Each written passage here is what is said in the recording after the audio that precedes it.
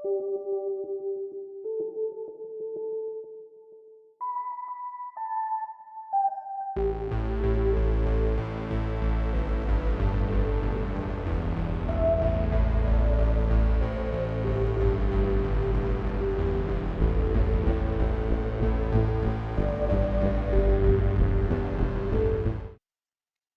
y'all.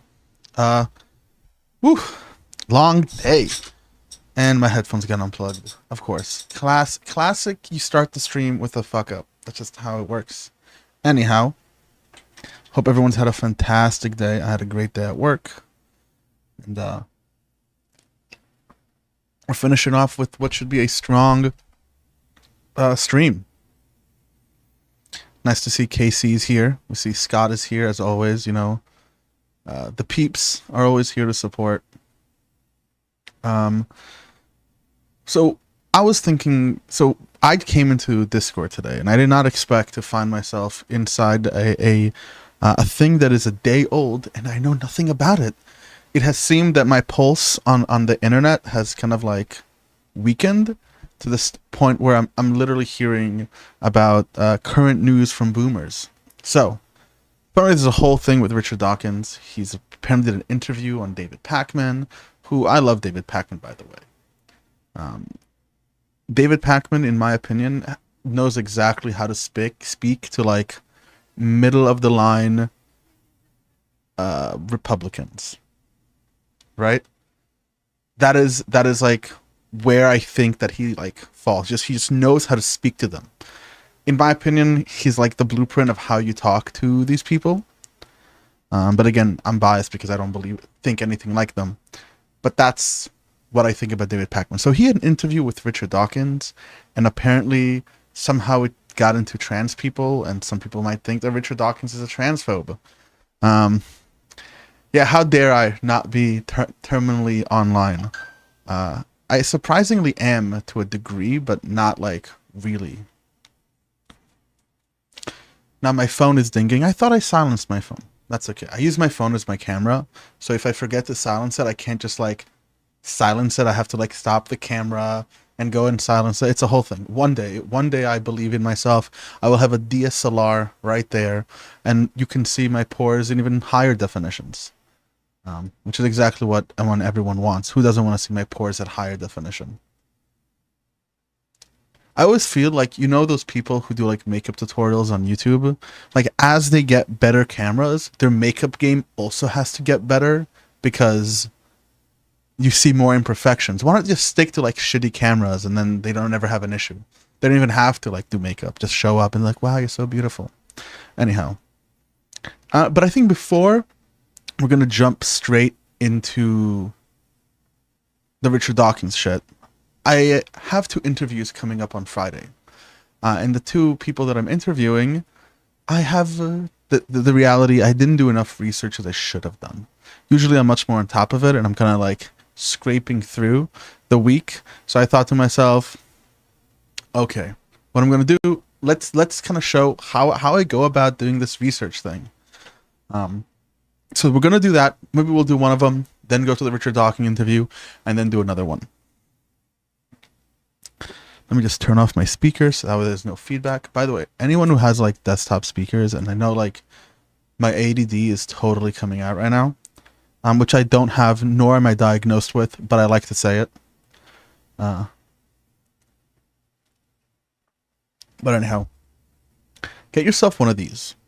These are like little remotes that you can like hook into your outlet, and they have an on switch and an off switch, and you connect your speakers to the on switch and off switch, and instead of like going to each speaker and clicking it off, you just, and voila, you can turn off your speakers, you can turn off your lights, you can turn off many things. What a lot of us don't know is that even when things are plugged into the wall, they still draw power. So with this one little device, which I'm not sponsored by, we can be more green and make sure we turn off things that we don't need to. Do it, invest in it, it's worth it. But okay, so let's go over one of the interviews.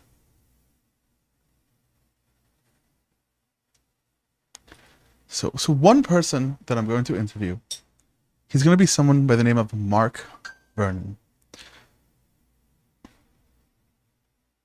Clap on, clap off, the clapper. I mean, you know, I wish that the clap on and clapper worked in any way whatsoever, but they really suck. Has anyone ever used one before? It used to pick up my dog running on the floor and just like turn on, turn off the lights like an animal. At this point, we have our phones, but it's still, the main point is that the switch itself no longer draws power from the wall, or draws a very, very small amount of power, as most products consistently just pull a little bit. But back to the point, Tristan, who confuses me with his clap off, clap on, the clapper. The first person I'm going to interview is Mark Vernon. Let's go ahead and do this. 1 second. Okay, not this. There we go. So the first person I'm looking to interview is this guy, Mark Vernon. Let's gonna go over it. Like, who am I? So he's a psychotherapist and a writer interested in spirituality and inner life. He has a PhD in ancient philosophy, as well as a degree in physics and theology. Okay. So he's not actually a psychologist. He's probably hasn't studied psychology, but he is a psychotherapist. That is an usually for me personally a red flag. So like, if you ever, and this is something I guess I'm going to talk to him about, because according to my perspective and generally the way I think about things, is that if you go and look for a psychologist and it's psychotherapist, I just don't go. I will just ignore psychotherapists generally, unless they do have like degrees. So like some people in the U.S. who are psychotherapists, for example, people who studied in Israel, for example. I grew up in Israel, and a lot of degrees from specific institutes that are recognized in Israel for legitimate psychological care, whether it be from the Adler Institute or other institutes, aren't recognized here. So people who come here and immigrate in their 40s and they had a practice in other countries, but those degrees aren't recognized here, they might put down I'm a psychotherapist, but I have degrees and I'm licensed to practice in X country. So in those situations, you can consider the psychotherapist. You just can't technically like call themselves a psychologist. But he doesn't seem to be a psychologist. He seems to be someone who is doing psychotherapy, which he could be good at it. I just don't know if he has the ability to actually, you know, treat it in any meaningful ways. What is someone messaging me right now? There's a guy who claims to be a psychopath and has been imprisoned by a doctor cult. We might talk to this individual. Let's not. That might be happening on today's stream. We might talk to someone who's a self-proclaimed psychopath. When I was working at a summer camp, there was actually a kid who said he was a psychopath. By the end of the summer camp, he was no longer a psychopath and realized he really cared about people, and he kind of like became a really well-rounded, amazing person. Oh my God! Don't trust therapists with gingivitis. How rude, Scott. How rude. Okay, so he's obviously a religious person. It seems like it's. Let's just go over it. Let's go over his psychotherapy. Let's see what this is about. Psychotherapy. Many of life's troubles are rooted in parts of ourselves which we're largely unaware. No, blanket statement. Ooh, we have a subconscious. We have behaviors that we're unaware of. Cool. Like an iceberg. Okay. We are alert of difficulties only insofar as they break the surface, which is why it's impossible to... Okay, this is very Freudian. The idea of the id has always been described as an iceberg. We're really... That which we are aware of outside of our subconscious reality is a tip of the iceberg. So far, basic stuff. My practice is based on psychodynamic psychotherapy. Okay, so let me just write that down. Let me write down these specific things because I really much don't like psychodynamic therapy. There's really not much empirical evidence to show its efficacy or its ability to actually deal and have successful application.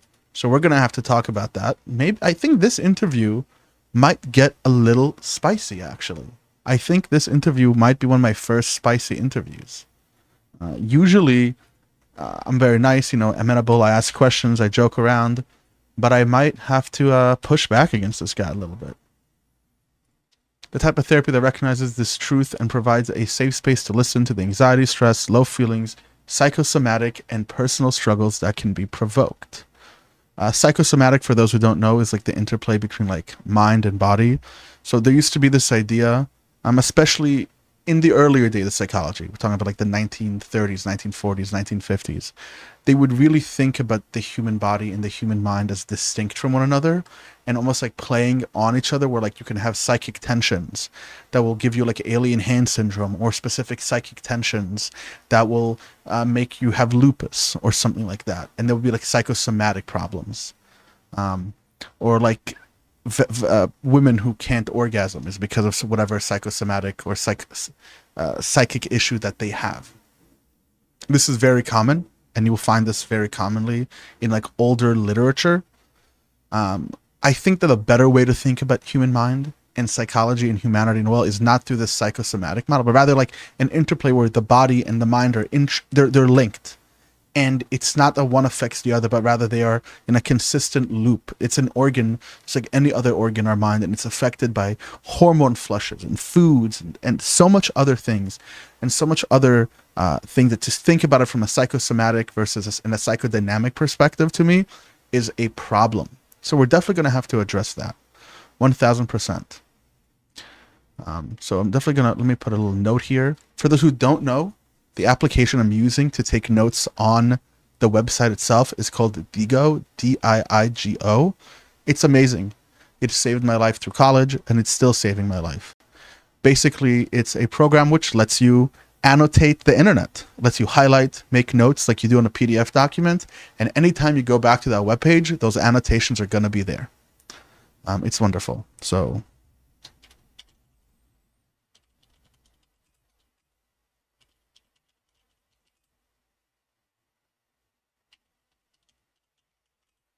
if I remember, I think psychodynamic therapy has an efficacy of 33%, which is about as good as chance. So, okay, it's a form of therapy that is PC power user, master race. It's a form of therapy that is carefully focused on what someone wants to bring, whilst also seeking different ways of listening. Okay, there's good evidence base for this approach. Oh, he actually has some papers on this. Ooh, this is fun. Okay, I think I've seen this before.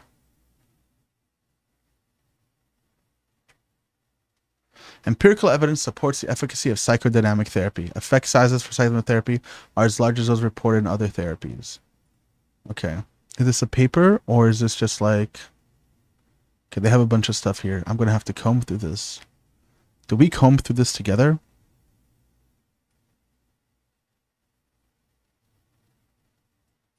Includes 23 randomized controlled trials of patients. The studies compare patients with a range of common mental disorders who received short-term therapy with controls.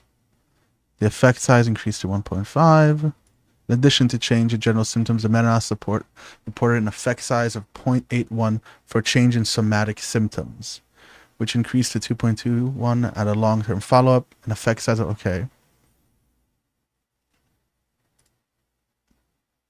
General psychotherapy, CBT and related psychotherapies.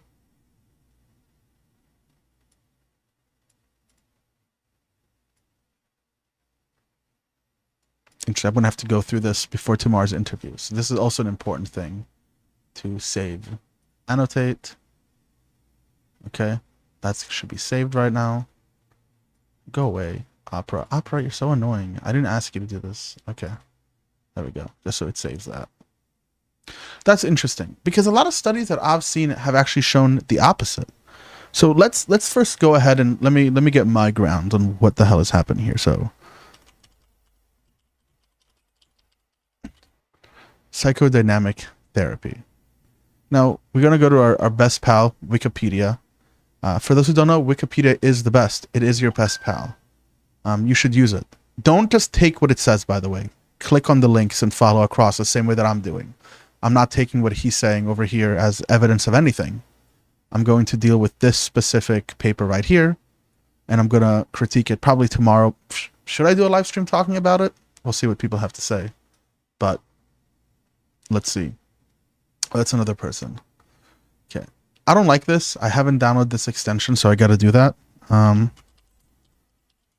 If you're, again, using the internet and you use regular Wikipedia, you're fucking up. You want to use what's called WikiWand. Okay. What WikiWand does is an extension that basically modernizes Wikipedia. And I'll show you what it does. Do you remember what it looked like before I downloaded this extension? Now look at it. Come on. Come on, come on, come on. See, look how completely different it looks. Has things over here. Like, I think there's a way to go to regular Wikipedia. Where is it? How do I just go to regular wiki? If I go backwards? Yeah. This is what it looks like right now. And WikiWand. Oh, amazing. Has things on the side. It scrolls. It's modern. It's sleek. Oh, don't drop my headphones. It's literally an amazing... it's just amazing. Okay.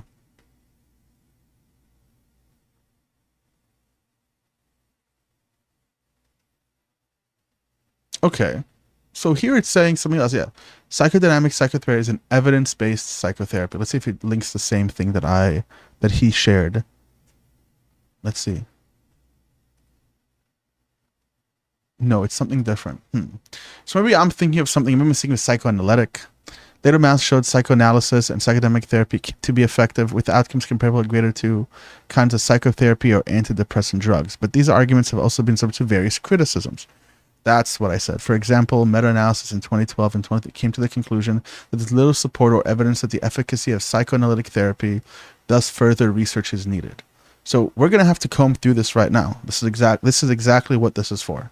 We're going to comb through this and we're going to analyze the claims, analyze the conclusions, and try to have these principles. So, with outcomes greater than other kinds of psychotherapy or antidepressant drug. That is, to me, I mean, I have a degree in psych, so to me this doesn't pass the sniff test. Like, medication for things like anxiety, depression, all sorts of stuff are unbelievably effective.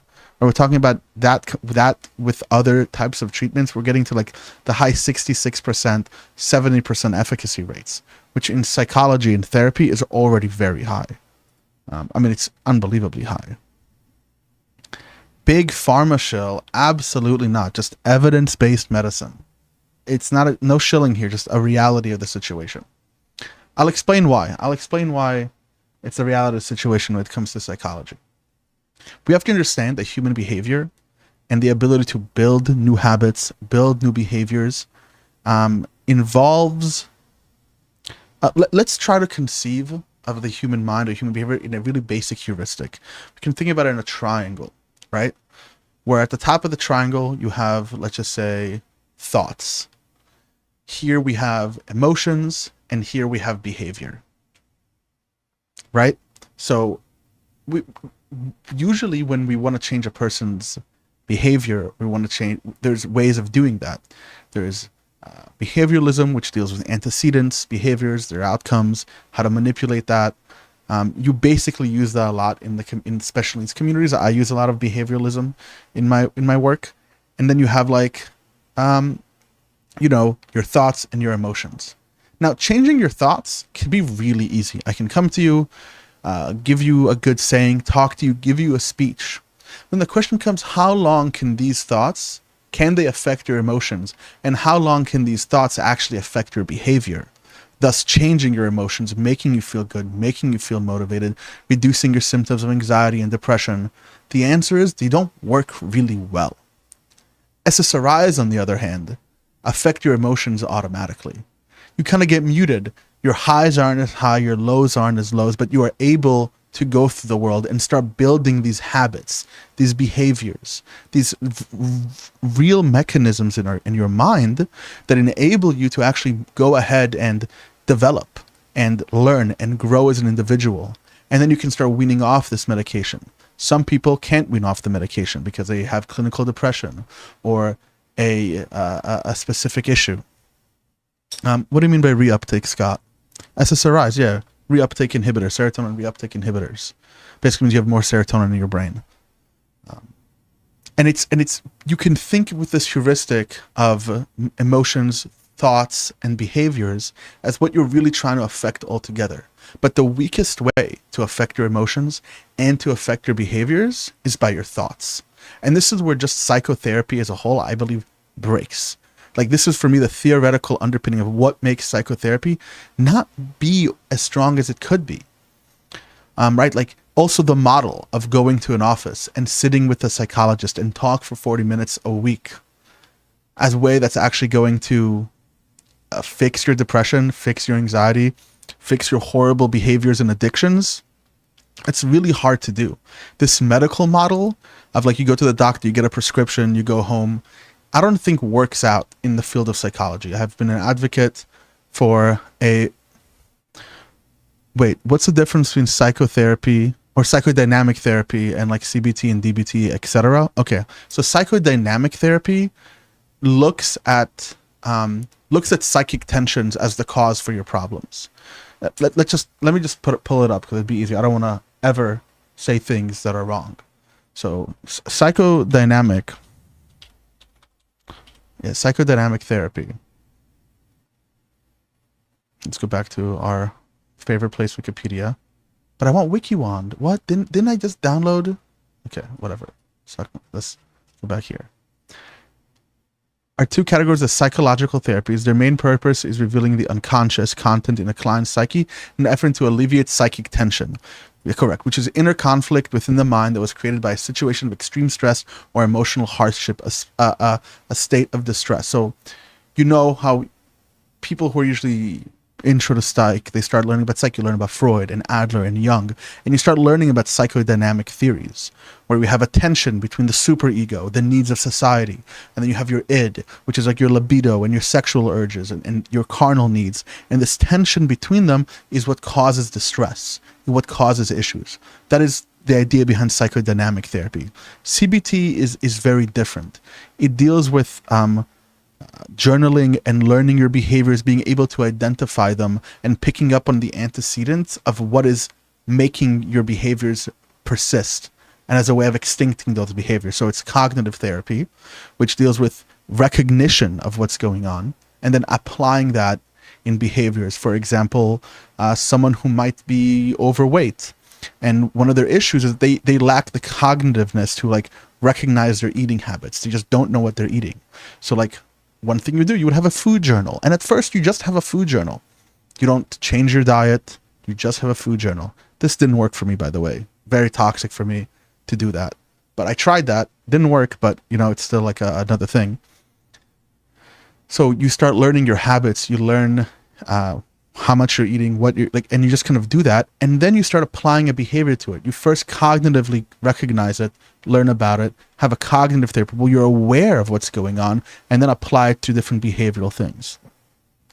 I have a bunch of documents on here. I just don't know how to pull them up right now about CBT.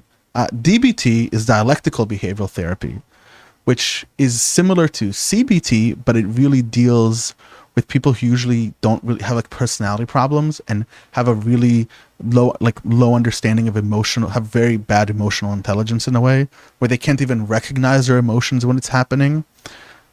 It's very good for people who suffer from borderline personality disorder and stuff. And it's much more used in a different part of the population that deals with CBT.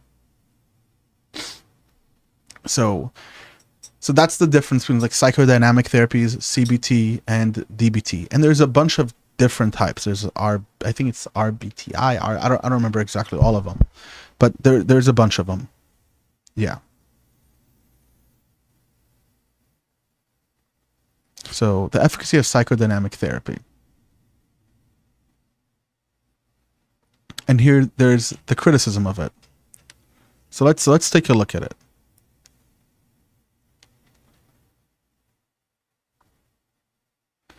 So here, this is saying it's an evidence-based therapy. Efficacy of psychodynamic therapy, the American Psychologist. This is from 2010. Copy. Okay. EMDR. There's a bunch of them. They're really... Didn't I just copy that specific thing? 20. Okay. Right? That's what it was? 25. Okay. Let's see. 25, 25, 25, 25. Here it is.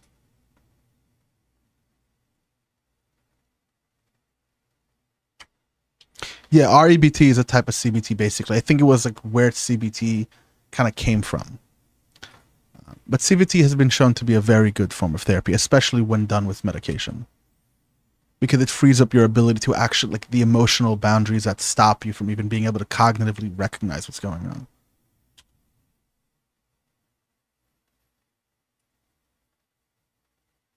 Oh, yes, it's the one that he listed. Okay. So it's the same one that he listed over here. Fine. What else do we have? So let's look at the criticisms and start going through over them. Various criticisms. 28. Let's just start with one.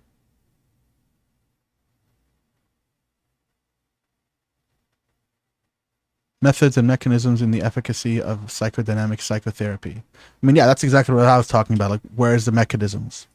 Where's the theoretical underpinning? Are we really grounding our theoretical underpinning? There is only one paper backing up the entire field? I don't know. Again, psychodynamic therapy was like the status quo in the 50s and like 60s. And when you think of like the guy laying down on the couch and the therapist talking to them, what about your mother? Let's do some hypnosis and try to get at the subconscious. That's really what we're talking about. That is largely dead. That is largely non-existent in clinical work, especially in hospitals, because the theory, you know, it might work for someone who's having like issues with their mom, right? Or they're not happy in their marriage, or they need counseling, and whatever. That might work for them. And we have to understand that these theories, these constructs, might work in a specific environment or from a specific perspective, but when you apply that theory or that undercurrent to a wider range, it just seems to not work there. So what that means is that the theory is not comprehensive. The praxis of that theory doesn't pan out across other scenarios, which means the theory kind of falls and fails. There's a limitation to it. Other theories, outside psychodynamic theories of therapy, seem to work better. Other mechanisms. So I'm really interested in this mechanisms and efficacy of psychotherapy. Right? Let's look at this one. Oh, you're gonna make me pay for this? Not gonna happen. Do you know why it's not gonna happen? Because I'm going to get you for free. That's what I'm gonna do. Sci-Hub, some Russian thing. You enter the URL, and we're gonna get this paper for free. Can I get like... Sorry, Sci-Hub has not included this article yet. Why not? Only one paper? I don't know if it's only one paper. That's the only one I've seen. Same one that he linked is the one from Wikipedia. So, who knows? Let's look at this. Maybe if we copy that.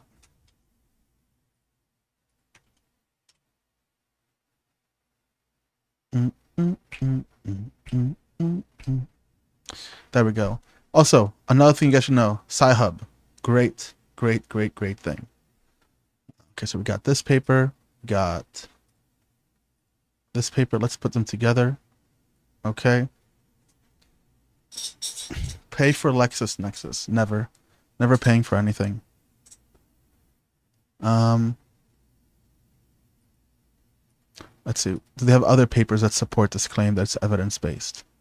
With outcomes comparable or greater to the kinds of psychotherapy and antidepressant drugs. So 25. Oh, we already looked at that one.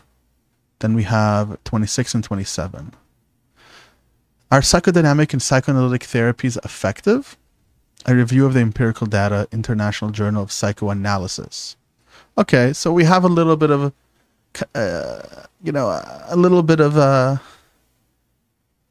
shaking hands, friend helping. The Journal of Psychoanalysis is definitely going to release a paper about it. This is like a thing for everyone. You know, this is a what is it called? A public announcement of whatever it is. Just because something has a paper and that paper is published does not mean that paper is valid. A lot of times I just don't even have the energy to tell people just because you posted something from like NCBI, that doesn't mean the paper is valid. A lot of times papers are published not because of their conclusions or necessarily because of the way in which they analyze the data, but rather just because the data or the collection of the data is an impressive feat. And for that paper to even be recognized, you really have to look at how many times that paper cited. Is that paper being used to create new ideas and new models? That's when a paper becomes gold. That's when it's good. And this is why a lot of times we really have to look to like medical associations and medical organizations who begin to cite papers, and those papers then being cited in other papers.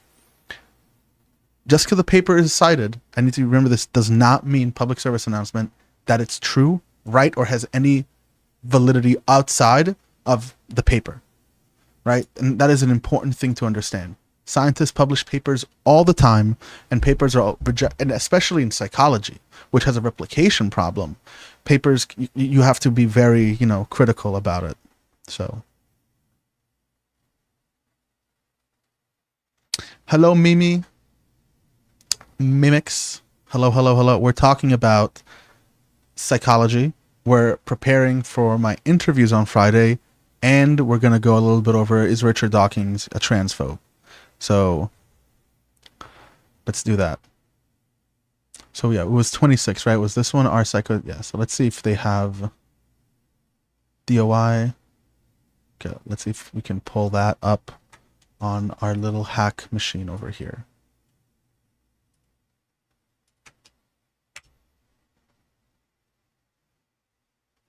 Yes, we do. Okay, good. And let's do one more thing that criticizes it, and we'll go over it together.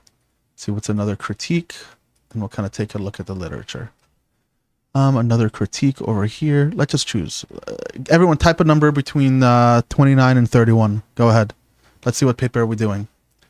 Paper 29, paper 30, or paper 31?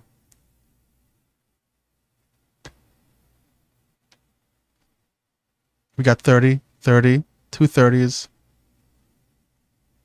Anyone else biting? No one else biting?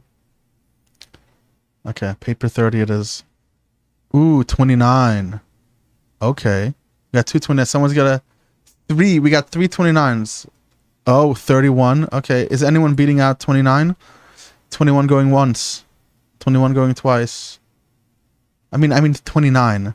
Oh, 69. Okay. I guess 29 it is. I'm sorry, guys. You've lost the bid. 29 wins. So, here you go. Paper 29.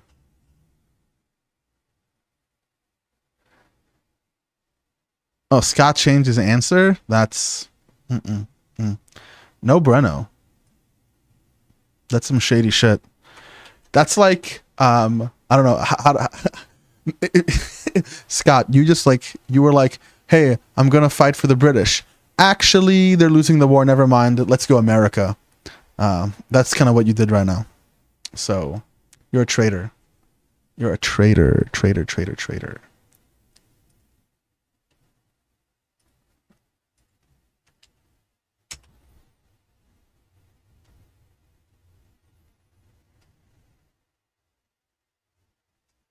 Okay. How do I get rid of whatever this white thing is? I don't want to see that. I'm just not interested in seeing that. I don't want to see that. How do I get rid of it? You know something? Whatever. I guess I'm just supporting them here. Okay.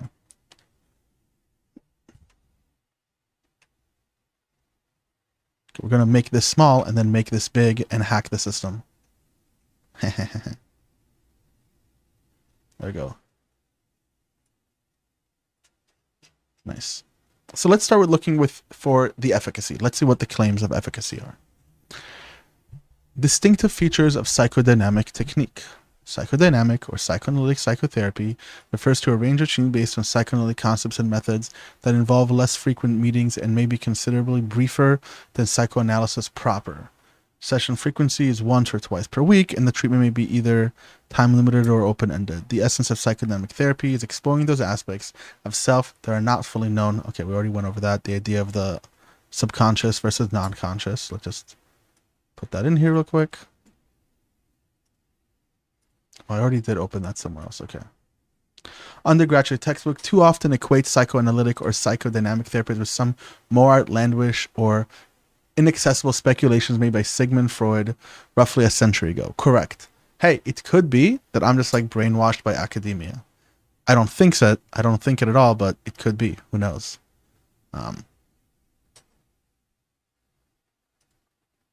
Okay. Okay, so it talks about specific distinctive features. Let's see, focus on the affect and expression of emotion. This is not just, this is also true in other forms of therapy. The way emotions are expressed, how we feel, these are also things. Exploration of attempts to avoid distressful thoughts or feelings. This is not, doesn't seem unique to me. Identifying of recurring themes and patterns. This is also very, I mean, any behavioralist will tell you, you do an ABCF, right? Antecedent, behavior, consequence, follow-up. What did you do after that? What was the consequence? The natural consequence? What was the behavior? What was the antecedent? You find a theme in the antecedents, which is what happened before the behavior. For example, what happened before you beat your wife? What happened before? Let's explore those emotions. And those antecedents aren't necessarily just like things that are happening in reality. Like, it could be like, what did you feel was an antecedent? Right? These are all parts of behavioralism. Discussion of past experience, right? This is basic. Focus on interpersonal relations. Focus, okay, that's fine. This is nothing unique here. How effective is psychotherapy in general? In psychology and medicine more generally, meta-analysis is a widely accepted method for summarizing and synthesizing the findings of independent studies. Okay, I understand what that is. I understand how meta-analysis work. So overall, already I'm getting the sense that this paper isn't guided at people who know what the paper, like who can read papers. It's educating you a little bit. It has like an educationness to it, a type of proselytization of, hey, I want to convince you of this. I remember Perry and I actually watched the Ad Fontes Media, and this is exactly what they talk about, right? What are they saying here? What are these sentences letting us know, right? So when you go, how effective is psychotherapy in general, it kind of starts by priming you here, giving you information. And you'll see that a lot with people who are trying to convince you. They'll give you a piece of information here, and a piece of information here, and a piece of information here, and a piece of information here. And they'll kind of flood the field with information and then kind of give their conclusions. So you just kind of accept it because it's too much that they must know about something. You see this a lot with people who are anti-vaccine. It usually preys on ignorance. And I'm getting that vibe here, but I don't want to just go in that direction. So let's see. The first major meta-analysis of psychotherapy outcome studies included 400K, various treatments for 0.85% of patients who received psychotherapy compared with uncontrolled. Subsequent meta-analysis have seemingly supported psychotherapy. I mean, yeah, I will definitely believe, like, this is not new to me, that if you go and talk with someone about your issues, you're likely to see a benefiting outcome. This is not in question. Let's just get that straight. That's not in question. If you go and speak to a psychodynamic therapist, you might feel great. You might feel great. I know Thomas probably has a lot to say about that. You might feel absolutely great. But does that actually work? Does that stop real issues? Does it show effect in lowering depression? How long does that depression subside? Do you extinct specific behaviors? That is important to pay attention to, and that's one of the things that I'm going to be looking at. Concerned with general psychotherapy outcomes, which had a median effect set of 75%. Let's have the results for 23 meta-analysis concerned with outcomes in cognitive behavioral therapy and behavior modification with a median effect size of 0.62. Okay. We would have to look at these studies. I can't go over every study. This is ridiculous. We won't do that.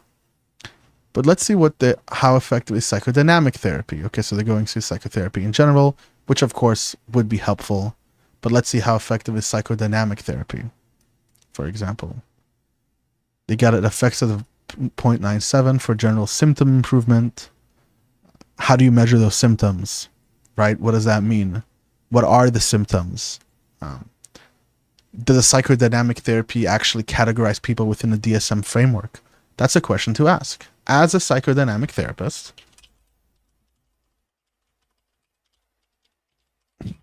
do you use a diagnostic manual to cluster your patients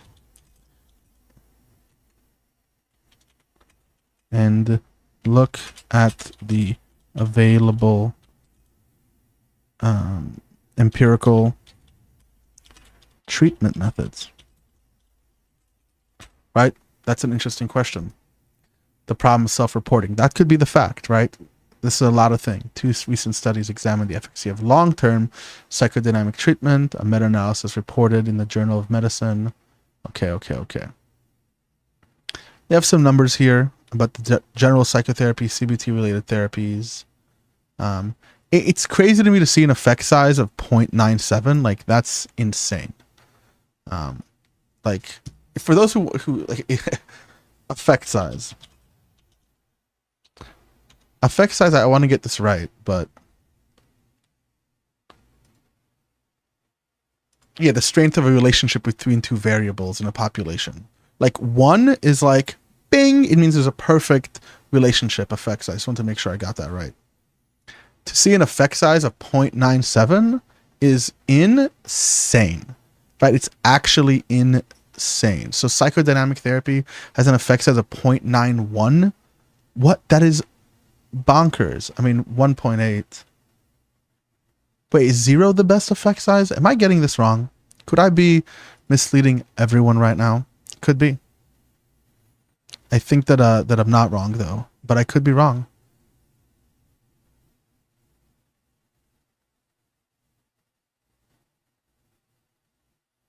Yeah. 1 second. I remember this shit. Oh my god. This is the worst stuff. Statistics sucks.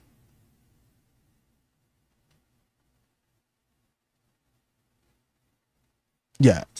That's crazy. This is crazy. Oh, I think my camera just stopped working, but it should start working again, I believe.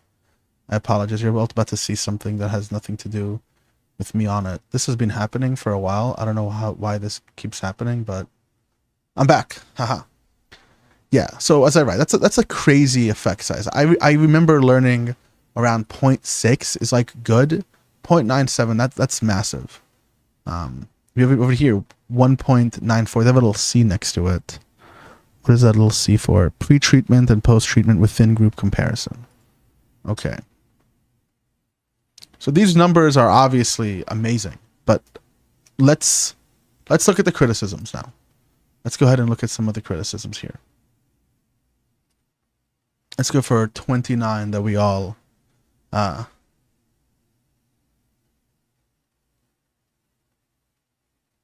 correct. It's within the group. It's non-repeatable like that. You can't just repeat it. I just took a class on this and already forgot. Well, this is why we're here. We're here to educate. We're here to make sure that we get our facts fucking right. Okay. So let's see what they're talking about. Is there room for criticism of studies of psychodynamic and psychotherapy? Okay. Shelder declared unequivocally that empirical evidence supports the efficacy of psychodynamic therapy. He did not mention any specific criticisms that have been made of the evidence. Is this the person who we're reading here? Shelder? No. Is this the person we're reading over here? Let's see. Are they referring to this paper? If they do, that's great. Yes, it is. So we have a paper that directly references the paper we just got. So this is great. This is exactly what we're looking for. So we're talking about non-repeatable studies, and now we have a study directly quoting this person. This is exactly what we're looking for. We're getting some confirmation bias. I love confirmation bias. It makes you feel like you're smart, you know? It makes you feel good. Don't do no, we gotta fight the urge for the confirmation bias. Everyone right now, let's take a deep breath.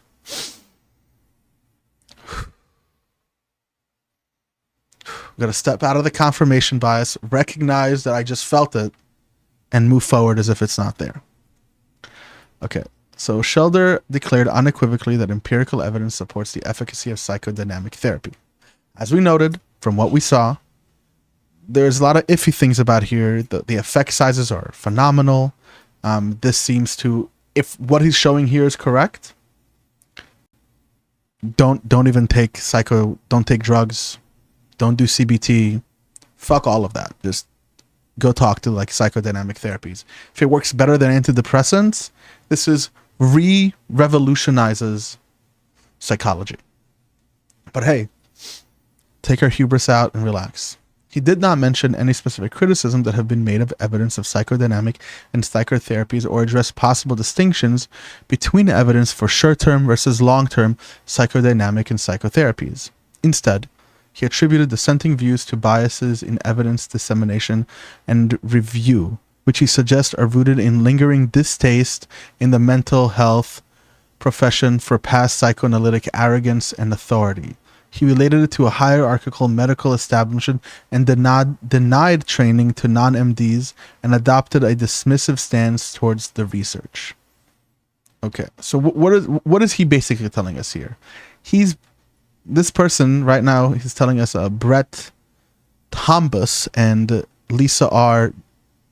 Jewett are basically telling us here that they believe they're priming us right now, that they believe that, he's basically just being like, it's big pharma. That's why no one cares about psychodynamic. That's what it seems that he's saying here. They're saying the Shelder justified his blanket dismissals of criticisms of evidence supporting psychodynamic psychotherapy on the basis of several published meta-analyses. The validity of conclusions from meta-analysis depends on the quality of the evidence synthesized. This is what I said to begin with. Again, take a deep breath. We don't want to do the confirmation bias. On the nature of studies included and the rigor of the statistical analysis employed. Many meta-analyses, however, are not performed rigorously, which can result in treatment efficacy estimates that obscure important inferential differences that are unlikely to be replicated in clinical practice. Okay. This was what my original taste was like, because truthfully, I have learned about this before. I've learned about this in school. So we're already dealing with that. I feel like I look super orange. Am I crazy? Do I look super orange? No, I don't look super orange. Okay. I caught a glimpse of it, and I think my side monitor is not configured correctly, and I literally look sunburnt. But I don't think I look sunburnt. Yeah, because I learned about this already, I already had this inclination of, hey, smells like bullshit a little bit. Exactly. Astrology works. Big scientists won't fund the studies. But again, I do believe that if you go and talk to someone about your issues with a psychodynamic therapist, they can actually help you. And that's up for you to decide. But I think if you're struggling with a serious issue, go to a medical professional. So just from this, one of the things that I'm going to talk to him about is what is said here. What he believed that, this is an important thing to talk to him about right here. So we're going to have to save that. Okay. Let me try to zoom in a bit so I can see what's going on.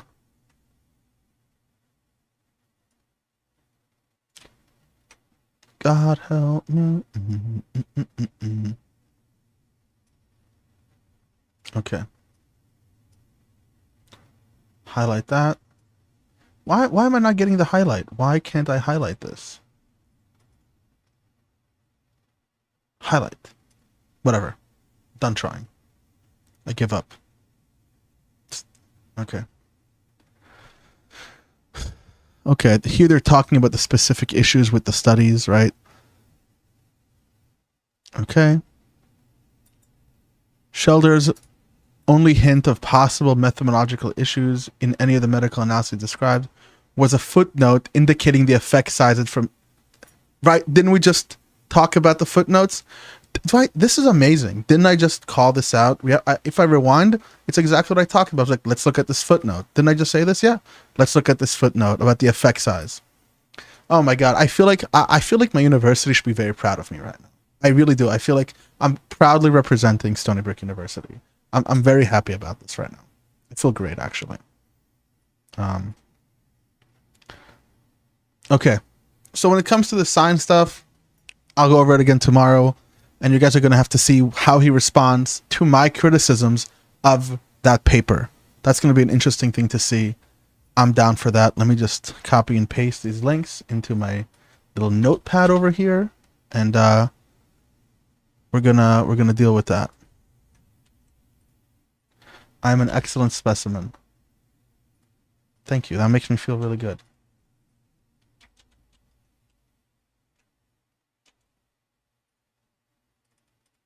Okay, copy that. Enter, enter, enter, paste, enter, enter, enter. Let's copy this one as well. And we're going to go over I'll go over that tomorrow. Honestly, while I'm at work, I'll kind of like go on the phone or something while I'm doing whatever it is I'm doing and kind of do stuff that I'm not supposed to be doing at work. That's cool. By the way, that never happened. I'm talking about Minecraft, if anyone's watching around work. I'm not actually talking about that. Okay. Let's go a bit to another direction. Because I kind of saw Dante's spiritual intelligence. This person is interesting, and I feel like we're going to have a lot of issues with one another. So, spiritual intelligence in 7 steps. Okay. Click for a talk and article into the book reviews. Important praise. Oh, this is one of his books. Okay. What is this? What is this book about? Oh, we have YouTube channels. Are we gonna do YouTube channel? Are we YouTube channeling right now? I think we're YouTube channeling right now. I think this is what's happening. I think we're gonna go on YouTube and see what he has to say. Type of intelligence. I actually quite like his look. There's something about it which is like disarming. But I like his book.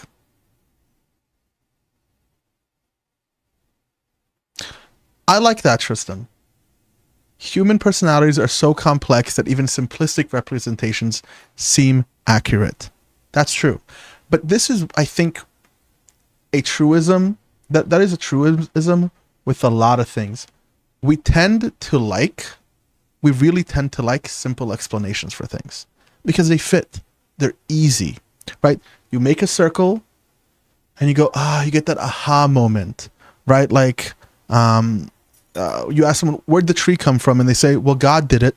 Oh, okay. It's such a simple explanation that we like it. But that's not how that works. So let's go ahead. Let me try to pop this out and make it a little bit bigger. And then we're going to go ahead and talk about exactly what he has to say.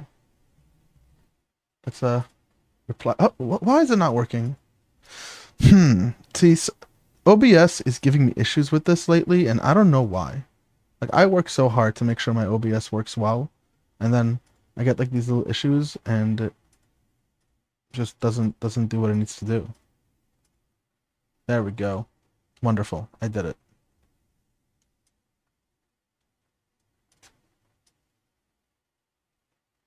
Perfect. Okay. So let's go ahead and watch this guy's little talk and see what he believes about spiritual intelligence. I think there might be a type of intelligence that you can call spiritual intelligence that we have slightly lost contact with. We're used to the idea that intelligence might be rational intelligence. Artificial intelligence is like that. It's logical.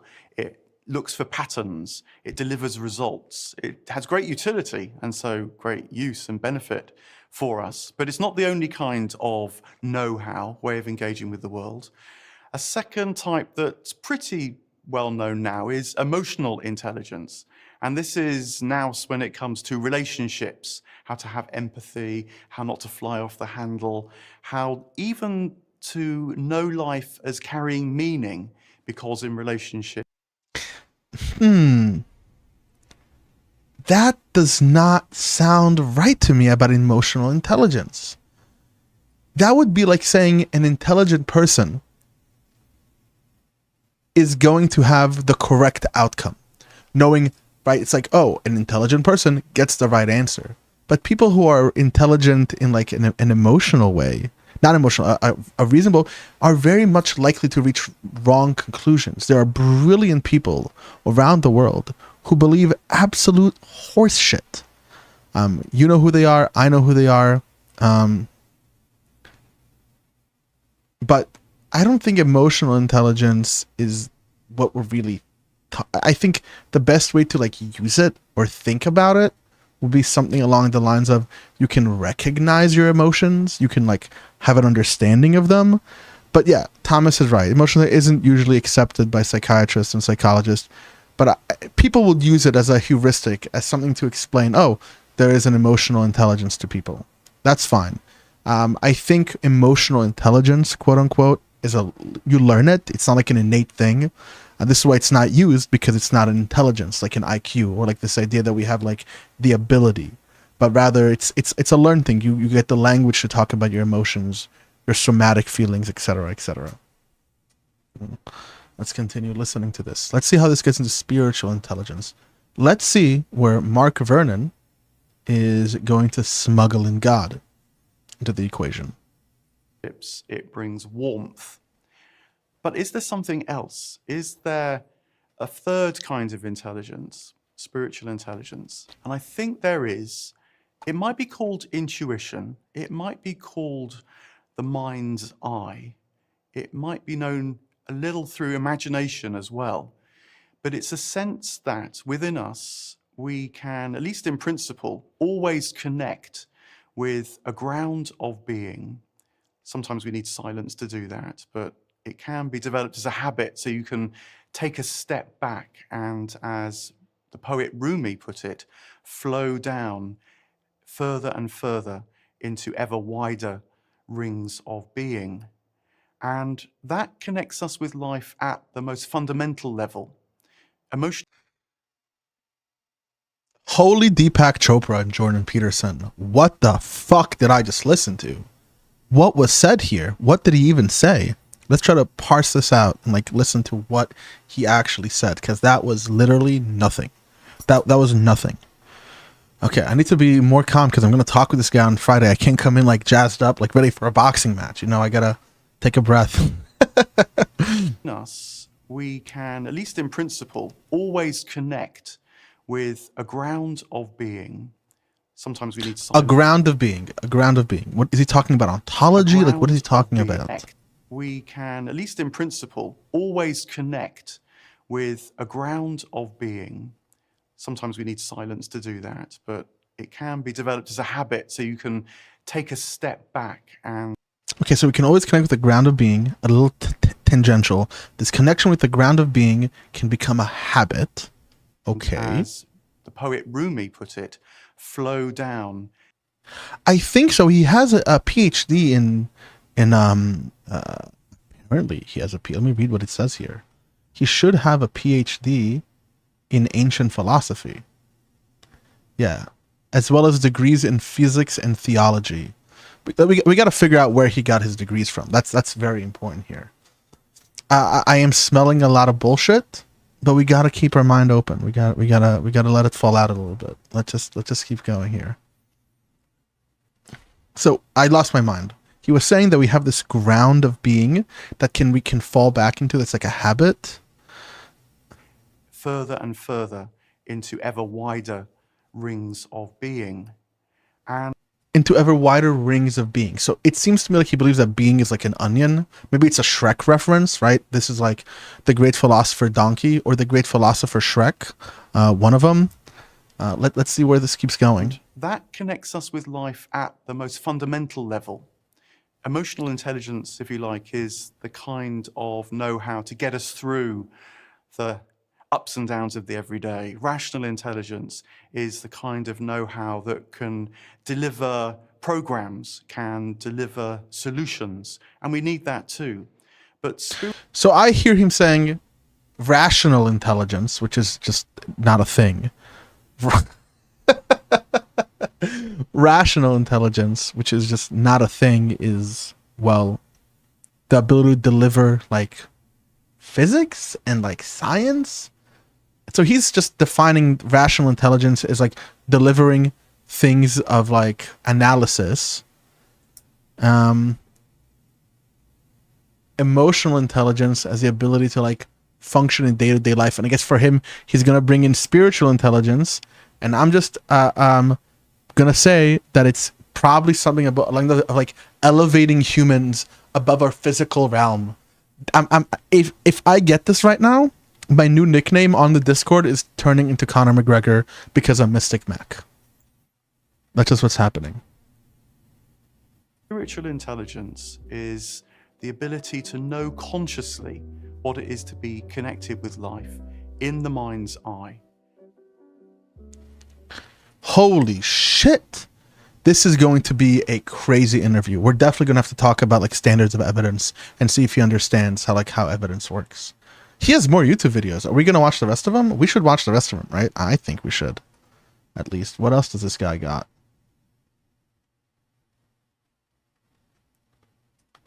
Whoa, this is going to be a crazy interview, guys. Everyone should be there. You're an idealist now. Go fuck yourself. Yeah, I won't go too hard on him, but man, you know me. I can let a little beast out. You know, I can just get a little bit angry about something. You know, I can just let it out a bit. You've seen me go crazy. He seems nice. He's also a guest. We don't want to alienate him. But then also the clickbait. Oh my goodness. Spiritual intelligence. What else is he talking about here about spiritual? Here's another video. Let's see that one. Oh, this is a 7-minute video. Are we gonna the 7 steps of my book. Okay. We can't do that. That's too much. That's actually too much. I'm gonna drop this guy for now. You want to see how this goes? Friday. I think I'm interviewing him. What time exactly? Let's figure out exactly what the interview is. Everyone get hyped for this interview. I'm now very hyped for this interview, which is very exciting. Where is it? In the schedule, weekly schedule. So it's going to be 9 a.m. Pacific Standard Time, which I believe is, what is 9 a.m. in East? 9 plus 4, 10, 11, 12, 13. So like 3 o'clock? No, 2 o'clock. It's around 2 o'clock Eastern Time. And then after that, I actually have another interview with someone else. Mark Myers, who, from what I know, here, let me move his face out of the way. This other person that I'm going to be talking to, from what I know, this guy, he seems a bit more with it. He's an American sociologist and scholar specializing in, what is it? Global studies and religious studies. He's best known for his studies on comparative religion, religious violence, and global religion. So this guy sounds interesting. That meth was sketchy. You know, there's some things I'm just not strong at, Perry. And you're going to have to realize that just like all people, I have my strong sides and my weak sides. We got 9, right? Eastern time is plus 4, 10, 11, 12. Oh my God, it's 12 o'clock, isn't it? Yeah, it's 12 o'clock Eastern time. Why did I think that 10 was 12? I literally just super fucked up. Holy shit. But yeah, thank you for correcting me and keeping me honest. That's all we can hope for in the world, I guess. All good G. All good G. As he says. Okay. Well, let's get into the thing I actually want to talk about, which is David Pakman and Richard Dawkins having a conversation. And of course, the pip is no longer functioning, so give me a second to try to figure this out. Blah, blah, blah. Studio mode. Let's get this to work.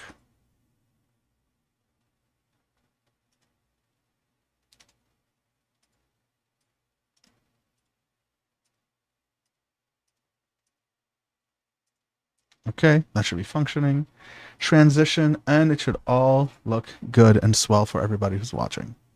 Okay, so let's go ahead and watch David Pakman and Richard Dawkins talk about trans people. Also Islam and Christianity. So this should be great. I'm quite excited about this. Let's see.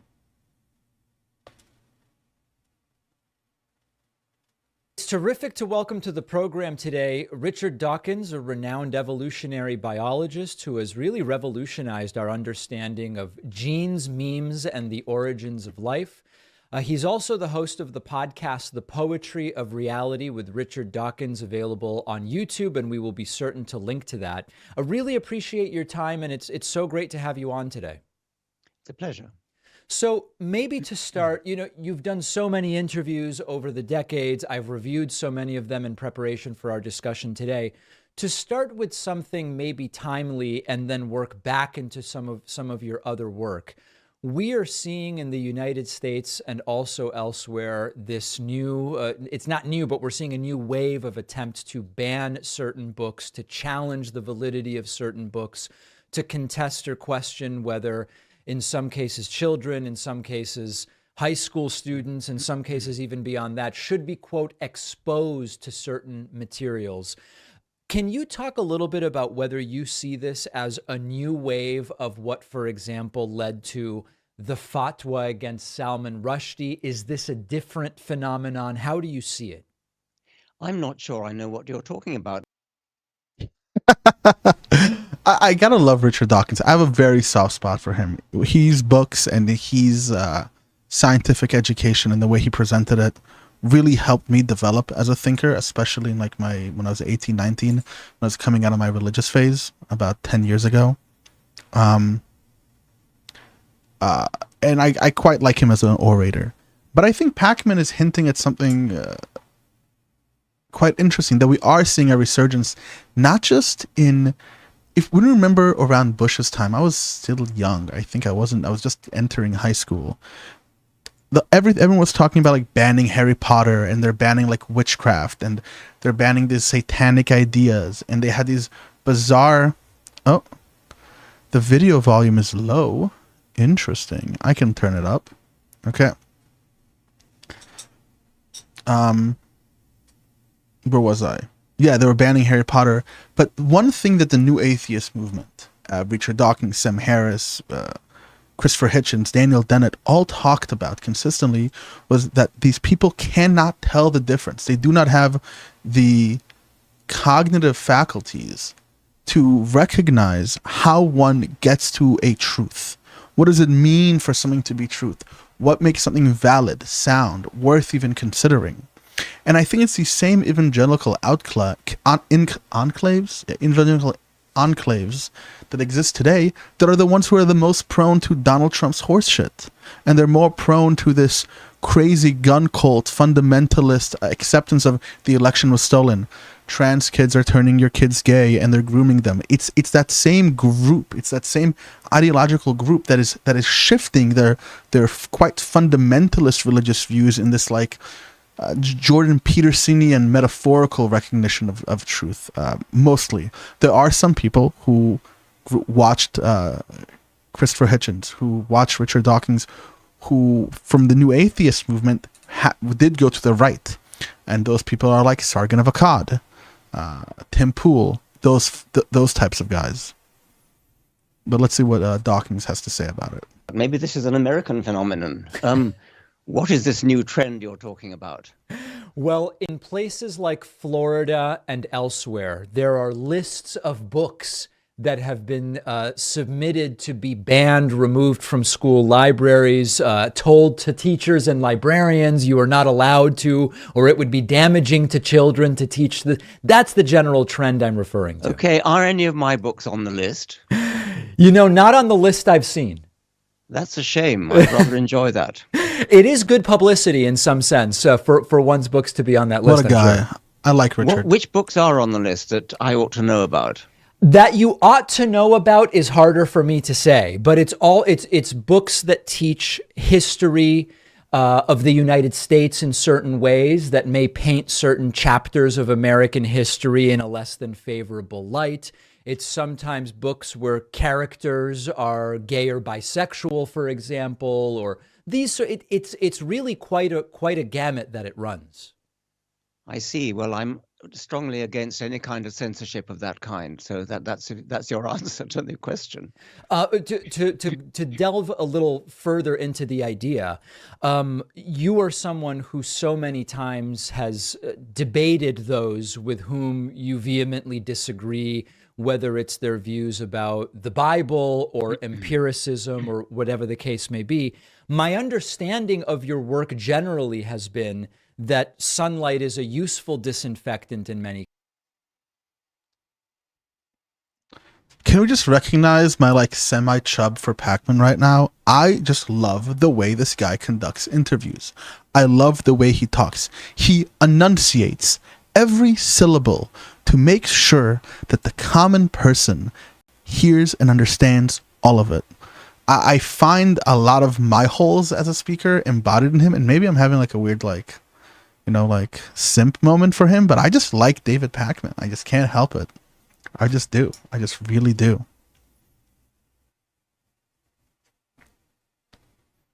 Cases. At the same time, there's now a discussion being had about, for example, to make it timely, should empiricists, scientists, doctors debate anti-vaccine individuals? Is it good? That's a good question. Good question. On versus, are they given a sort of legitimacy through these debates that may be more damaging? I watched some of your recent conversation with Russell Brand, and although I agree with your perspective completely, I don't know that it went extraordinarily well from the standpoint of changing the minds of his audience, for example. What's your sense of this?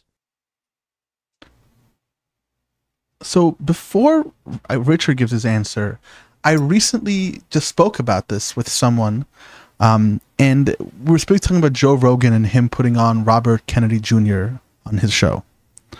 And my answer to that is, well, people say, well, Joe Rogan is fine. He's fine because he asked a person, he wanted to bring him back for a debate with a virologist or a scientist.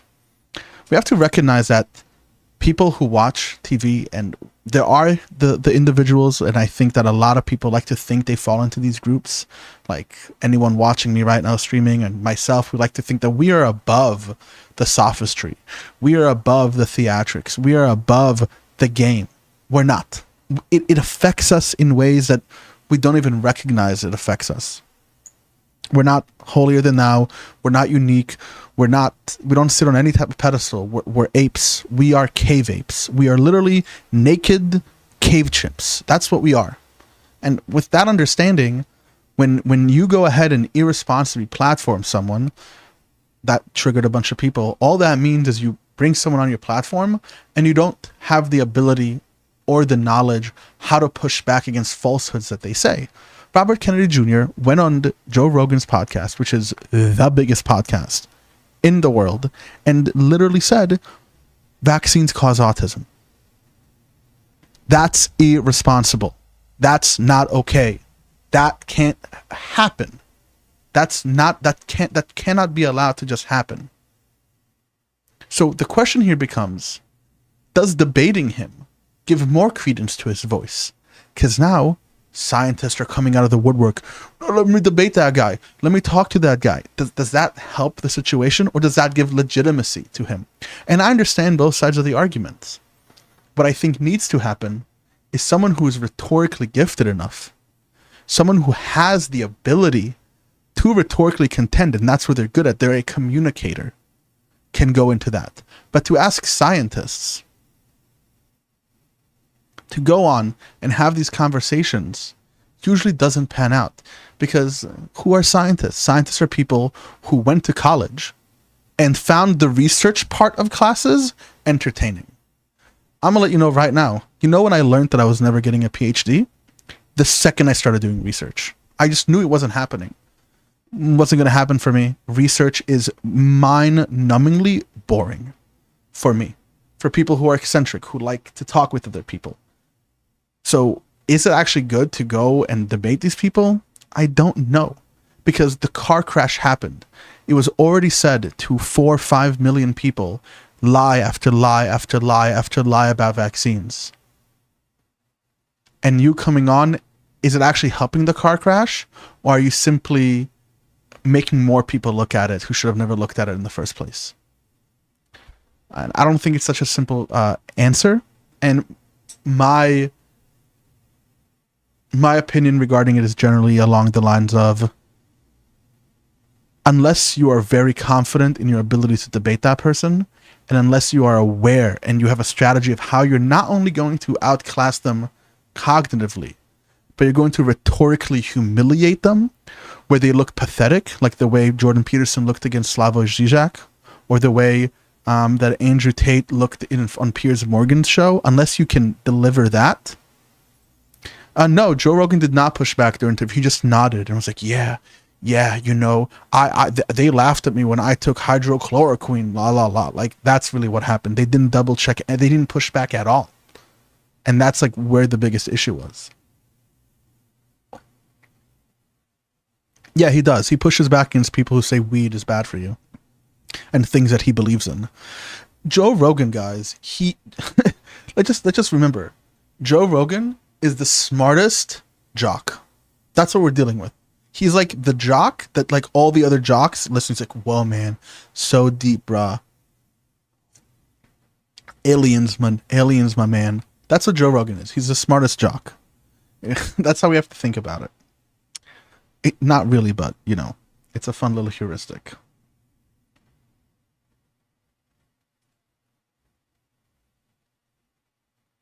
By the way, that's my title. Okay, true. You are Perry. Mega is actually the smartest jock. Let me turn my camera back on. Perry's actually the smartest jock. Joe Rogan is simply recognized as the smartest jock, right? It's like, how do we say it? There's the person who beat the world record at the Olympics, and that's considered the world record. But in other facets of the world, there is someone running a faster mile than the world record. They're just not recognized. And what we got to do is we got to pedestal Mega all the way up until he becomes the smartest jock. So, or at least is recognized as the smartest jock. But let's listen to Richard Dawkins' response. I've had to wrestle with this earlier about creationists because once again the problem is, should you give them a platform by agreeing? If a real scientist appears with a creationist, it kind of makes it look as though there's a sort of level playing field. Yes. That somehow there's a debate to be had, and on the other hand, it could be seen as a bit patronizing if you don't, and so I find it a very difficult question.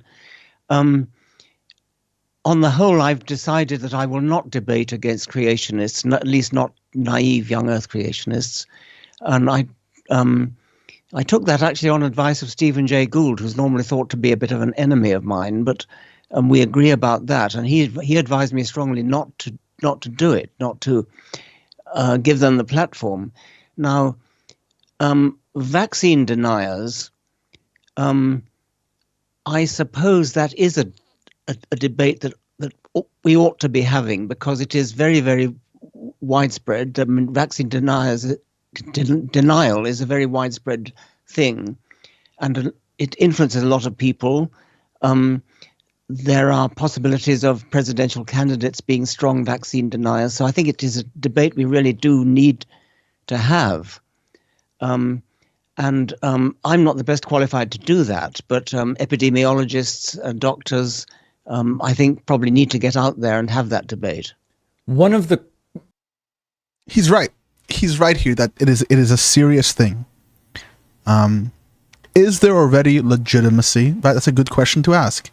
Is there already does there already exist a legitimacy for anti-vaxxers? And I would say the answer is yes. Unfortunately, we're at a time in history that we once again there seems to be a legitimacy in the public discourse around anti-vaccine notions. I mean, when I think about it, people in my immediate family are anti-vaccine. People in my extended circle, some of them are anti-vaccine. None of my friends are anti-vaccine. I just can't. That's not true. I guess people who I'm nice with, but not people who are like, my boys / girls / thems. That's really who I consider. None of them are anti-vaxxers, but that there is a legitimacy to it, and maybe that he's right. Maybe there should be a debate about that. Maybe what needs to happen is that we get people like Debunk the Funk, who has been on this channel before, and he's a phenomenal. I think he's a biochemist, genetic, something like that. He's a smart scientist whose entire YouTube channel is dedicated to debunking vaccine claims. Everyone should kind of go watch him. It's quite a spectacle for him just to like, I recently tweeted about him. So just find me on Twitter, just my name, Dandan Prager, and you'll find me. Let's get back to this conversation. I don't know if criticisms, but maybe cautionary warnings that's often issued in any of these contexts is that these debates, by virtue of their structure, it often ends up that whoever is most charismatic and articulate, rather than whoever is empirically correct, appears to win, for lack of a better term. Is that a problem that is the structure of these conversations, or is it something bigger? I think it's a big problem. I think that's correct. And we've seen it again in the creationism. So far, especially all of it as is based so many far. people are just ignorant of what the facts are. And so if somebody sounds plausible and has a loud voice, they are apt to win the argument, although they haven't really won it. They're apt to apparently win the argument. In the case of the vaccination debate, I think I was I forget whether I said this to Russell Brand, but I have said it to somebody else, that I may have been a little bit too gung-ho earlier on in taking on board the doctrine which applies to many other vaccines, for example, the measles vaccine, the MMR vaccine, that getting vaccinated is a public altruistic act. Because if you do not get vaccinated, then you are part of the problem of the spread of the epidemic. And now that's true of other diseases such as measles. Yes. But it's possibly not true of COVID. And I've heard conflicting replies to my question about that. There's absolutely no doubt that vaccination against COVID is effective. That's not in question. That's true. Yes. What may not be that is in necessarily question for true some people. is that to refrain from getting vaccinated is itself an antisocial act for epidemiological reasons. That may not be entirely true. Yeah, I mean, I think the truth of that has also Is it a public, like an antisocial thing not to get vaccinated? I would still say yes. Because when we talk about society, we're not just talking about the person across the street or the person that I'm hanging out in the room. We're talking about everyone, the collective together. And to put that burden on society to make it that our hospitals will get overwrecked and it's just it's gross, it's negligent. There's really no good reason for that other than misinformation and disinformation. Is it an antisocial behavior? I guess implicitly, not intentionally. I think none of it is intentional. So yeah, sure. I would disagree here with Richard for sure. I would disagree here with him here. I think there is a reality in which not taking the COVID vaccine was kind of irresponsible and wrong. I had a good friend of mine who she and I think her family didn't get vaccinated, and her mom passed away. When if they did get vaccinated, it probably would not have been the case. And those around them, if they got vaccinated, would probably not have spread it to their mom, who ended up passing away from the virus. So, and other people within the Orthodox community who weren't doing it. Yeah, it was a part of a social harm, and I think that is true. shifted from the first vaccine tailored to the original variant, where it seemed from the data that indeed it did prevent infection and transmission, to these later variants and later vaccines where it seems quite effective at preventing one's own more serious case of COVID, but maybe not effective at preventing transmission. I feel like the problem comes where if our counterparts in these discussions are operating in bad faith, where they were saying it wasn't effective from the beginning, we end up almost having to appear to backpedal because the facts have changed. Yes, and because we are honest. Yes, to some degree because we are honest. You know, I'm wondering... And this is uncontroversial. You're never going to catch me or anyone who cares about the science arguing with you that COVID vaccines, a year down the line, were just as effective as they were when they came out. The virus mutates, efficacy changes. The original strain with the original vaccine, you're good, you're not going to get it. It's going to stop transmission. As it mutates, it's going to change, it's going to go away. But this was, I was reading, that was going to be the case from the beginning. That it was going to change as the virus mutated. That was not new, and that was really wasn't that should have been understood.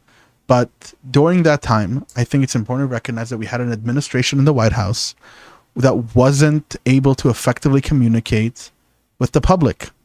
And we know people will say Fauci, Fauci, Fauci, Fauci, Fauci. Well, his boss was Trump, Trump, Trump, Trump, Trump. So, right, there's a saying, right? The head smells from the fish smells from the head, something like that. People like to talk shit about Fauci, but it was Trump who ran that administration. It was Trump who couldn't have an organization to actually deal with the pandemic properly. I reviewed some of your older debates that you did with young Earth creationists. There was a woman whose name I now don't remember, but it's quite a... Wait.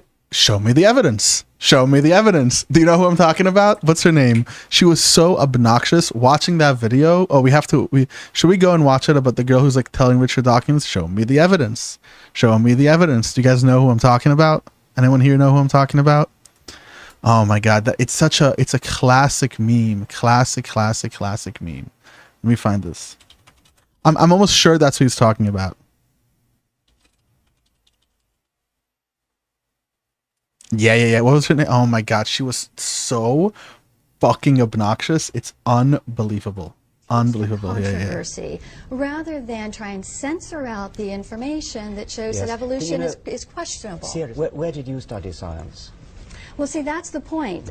Scientists are now claiming that they're the only ones that can speak on this issue. It's almost like a religion in which only scientists are allowed to speak and teach on This is a classic. This is a classic. Everyone else must believe what particular scientists say. Where is the evidence of evolution from one species to another species? The macroevolution. There's microevolution within a species, but not going from one species to By the way, another. if you ever wanted to just like kill yourself, watch this like 30 to 40 minute interview.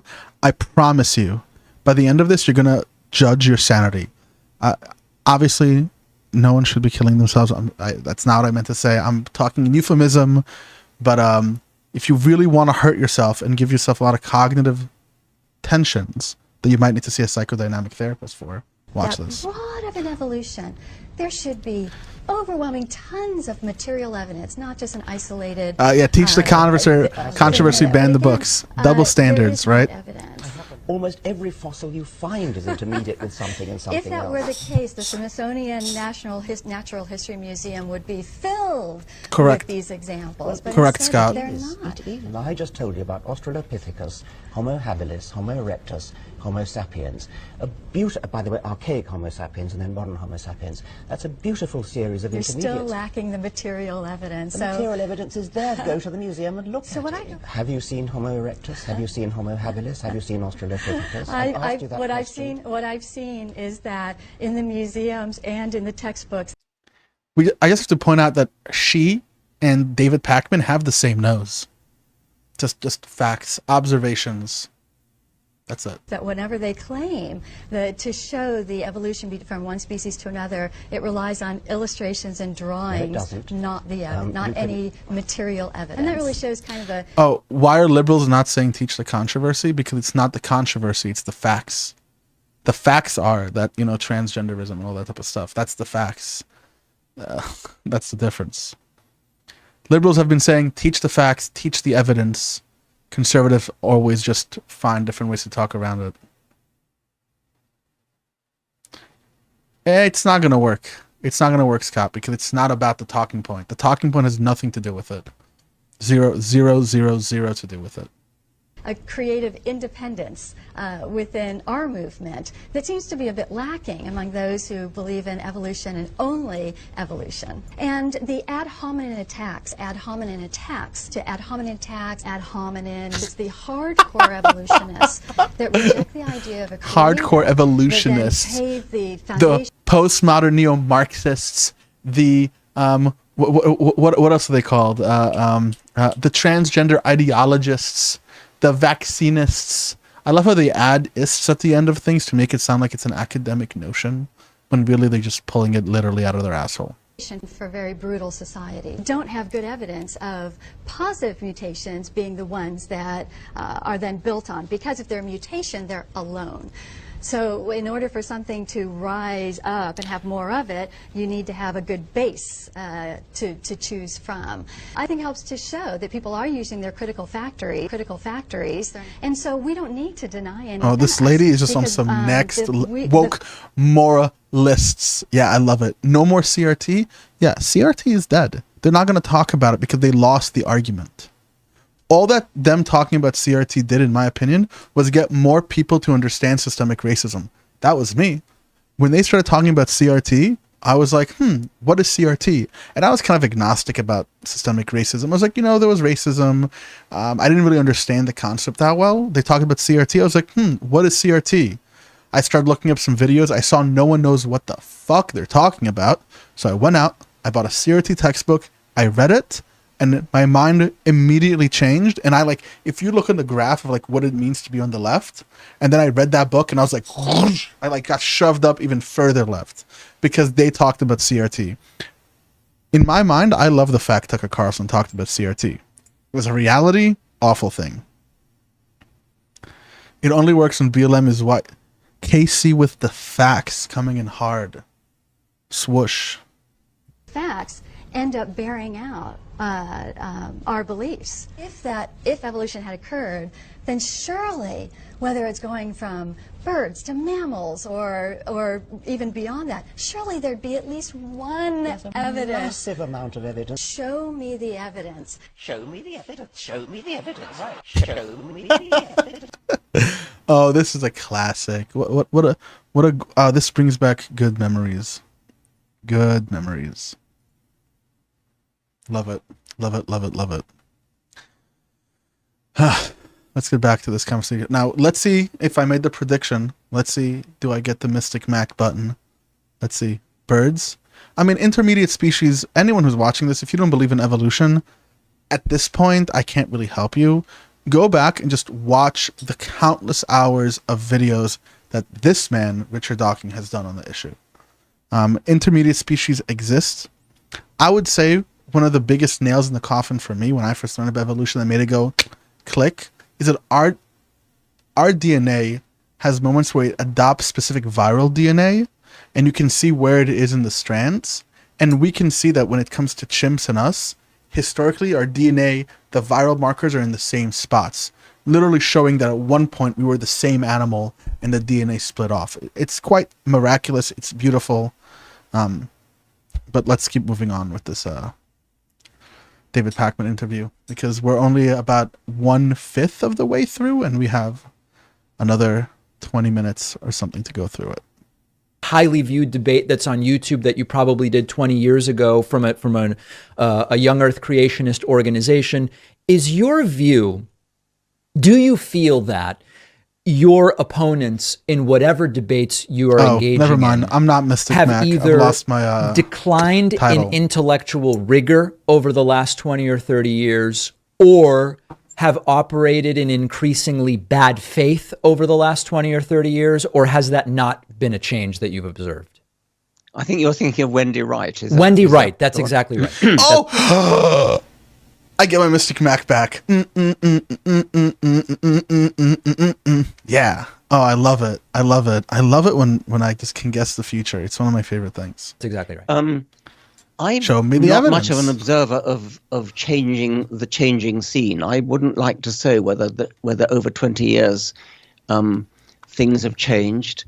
As I said, I don't really do debates anymore on that subject, so I haven't really the experience to answer that question, and I haven't looked at any data.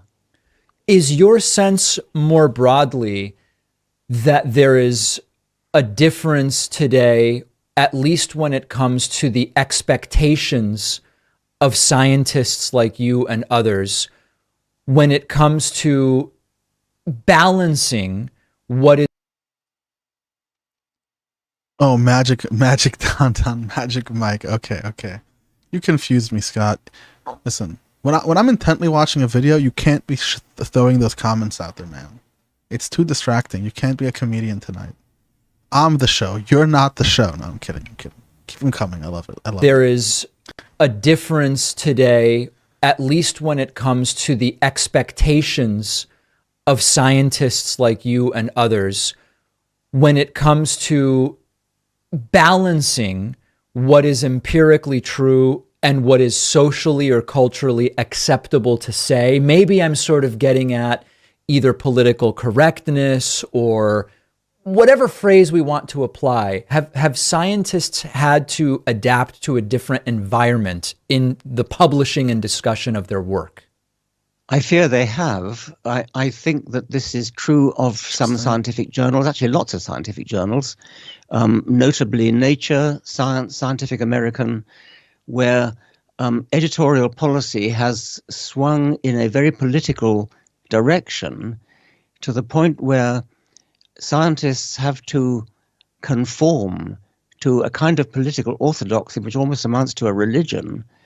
And this, I think, goes against the spirit, the open spirit of science. Very, very interesting here. If we just go back to the video I just watched with Wendy Wright, right? What was some of her talking points? Am I crazy? What were some of her talking points? Didn't she say that the evolutionists are political and some sort of orthodoxy like religion? Didn't she make that argument to him a second ago? And now he seems to be repeating that rhetoric towards another group of scientists that he thinks are either politically or driven and don't really see the evidence or the editorial in a way. Huh. That's spooky here for me. That's a bit spooky. Does he not recognize that he's doing that? That he's, instead of dealing with the issues and the evidence of what it is they're saying, he believes that. Let's have him defend his claims. But she just said this in the video at some point. Filled with these A beautiful Homo sapiens. still lacking the material. The museum Australopithecus. I've asked you that question. What I've seen is that in the museums and in the textbooks, that whenever they claim to show the evolution from one species to another, it relies on illustrations and drawings, doesn't. not the not any Every fossil you find. museum would be filled with these examples. Yeah, well, she said something similar, and that's really apropos that he's bringing up the same type of argument, that same type of rhetoric. Rhetoric is an important another little public service announcement. When we look at trends, we have to pay attention to rhetoric and how that rhetoric plays out in the public sphere. A good way for us to recognize our own biases, and this is just one of my beliefs, is to pay attention to the rhetoric, how we say stuff, as shifted from one time to another. For example, rhetoric around small government. Is this the government's job, for example? That rhetoric can be applied to any government action that we do not like, right? This is the problem with the small government argument. Well, what do you mean by small government? Why this policy as opposed to another policy? Explain to me why there's no need for a big government here and why there is a need for a big government here. And I think that in this case, Richard Dawkins might have done a similar thing, where instead of dealing with the substance, he's using the rhetoric as a type of priming of dismissal. But before I jump to conclusions, let's go ahead and deal with that. When does rhetoric turn into sophistry? I don't know, but I think that an analysis of rhetoric can let us view or peer into our biases and the way in which we're using arguments to dismiss and move things around. We have to have a very strong spiritual intelligence to ground us in the ontology of reality, as our friend likes to say, Mark Vernon. Which I've always treasured throughout my scientific career. And I do feel that this is a very bad retrograde tendency. What is the, in your opinion, right way to fight that? Is it some will say it's simply to keep saying the truth but the truth is that once you're really in the middle of it, that can be easier said than done. Jobs can be at stake, so on and so forth. What is the right way to push back against that? Well, obviously, my first thought is that the right way is to present the evidence. But if you're a young True.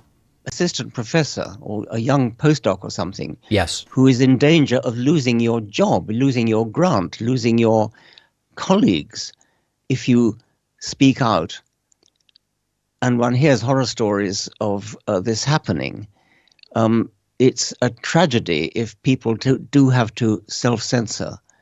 And I feel it's a responsibility for people like me who are retired and no longer have a job to lose to speak out on their behalf. at least in some theoretical sense, tenure would be a protection for those who are currently employed rather than retired.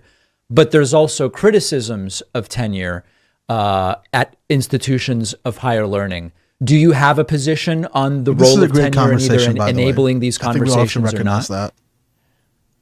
Not really. I mean, I think it's something that once you've been promised something, people should not renege on that promise. So if you've been given tenure in good faith, then that should not be undermined.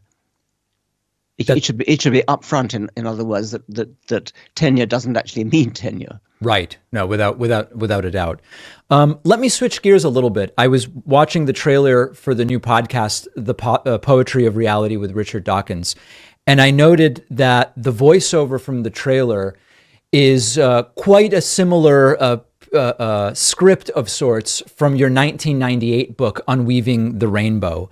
And one of the interesting things that's often brought up to me and to others is that sometimes the view of folks like you and others is that when you remove some kind of biblical story, God, creation story, etc., you're left with a sort of nihilistic pessimism. There's no meaning and purpose, etc. And you've talked about this before, that much of the meaning is the meaning we assign rather than what some arbitrary text assigns or whatever the case may be. Can you talk about that a little bit, in the sense that what's concerning to me is when I hear an argument from a religious individual that says, how can you really prove to me murder is wrong if you don't have some text to tell you that? My reaction always is, you're telling me the only thing preventing you from murder is some religious text? I mean, it seems as though... I mean, yeah, this is classic atheism 1.0, right? Where the only reason why you're not killing anyone is because a book told you so. People are just afraid of their morals grounded, right? This is the same concerns that people like Jordan Peterson say. For our nerds here, Immanuel Kant also dealt with this fears. He feared that secularization of society would strip away its ability to have morals and be morally righteous, which is why he tried to ground morality in pure reason, as he called it, or in transcendental categories, or no. He tried to ground morality in the law of non-contradiction. There we go. Catching myself before I spread falsehood. Cheers.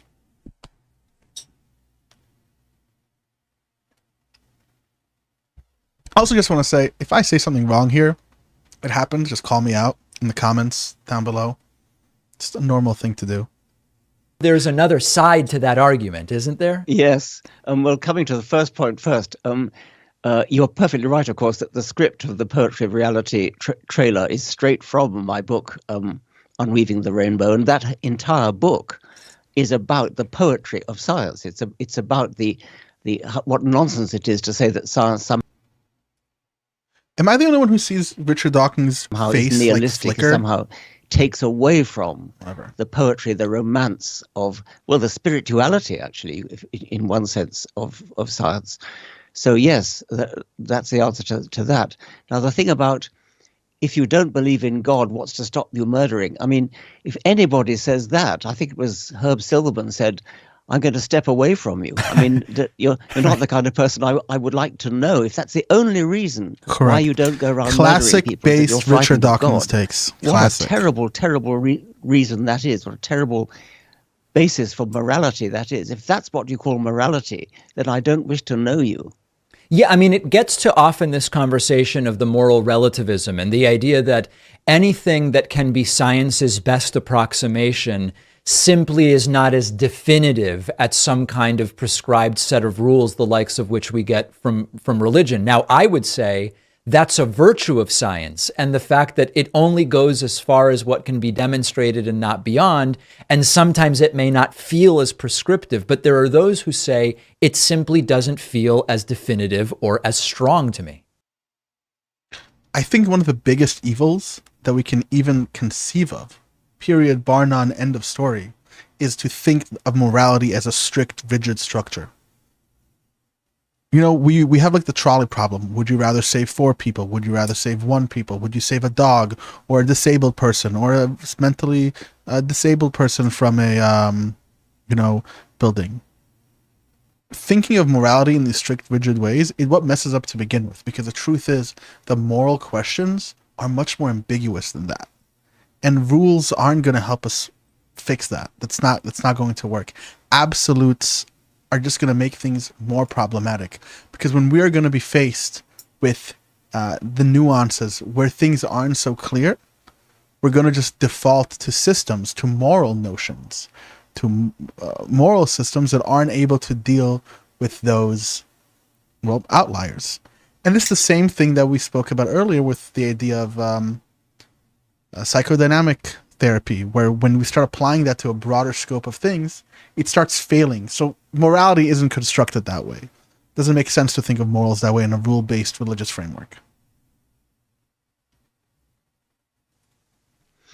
Well, they may say that. I mean, I think that morality, what's right and wrong, is something we have to discuss. It's something which actually does evolve on a cultural scale, on the scale of cultural evolution. It evolves over the centuries. And what we take to be morality today is very different from what it was 100 years ago, 200 years ago, even a few decades ago, actually. I've called it the shifting moral zeitgeist. And it's manifestly the case that not that long ago, just about everybody was racist, just about everybody was sexist, and we're not anymore. And things are moving in the right direction. And it's quite mysterious, but nevertheless obviously true that things are moving in the right direction. I'm not clear what's going on. I'm not clear what it is. One can use a phrase like it's something in the air, something hovering in the air, but it's Phil Collins. We mustn't get mystical about that. It's something. It's an amalgam. It's a combination of parliamentary discussion, judicial decisions, just plain conversations in pubs, in dinner parties, in courts of law, in journalism, in newspapers, in books.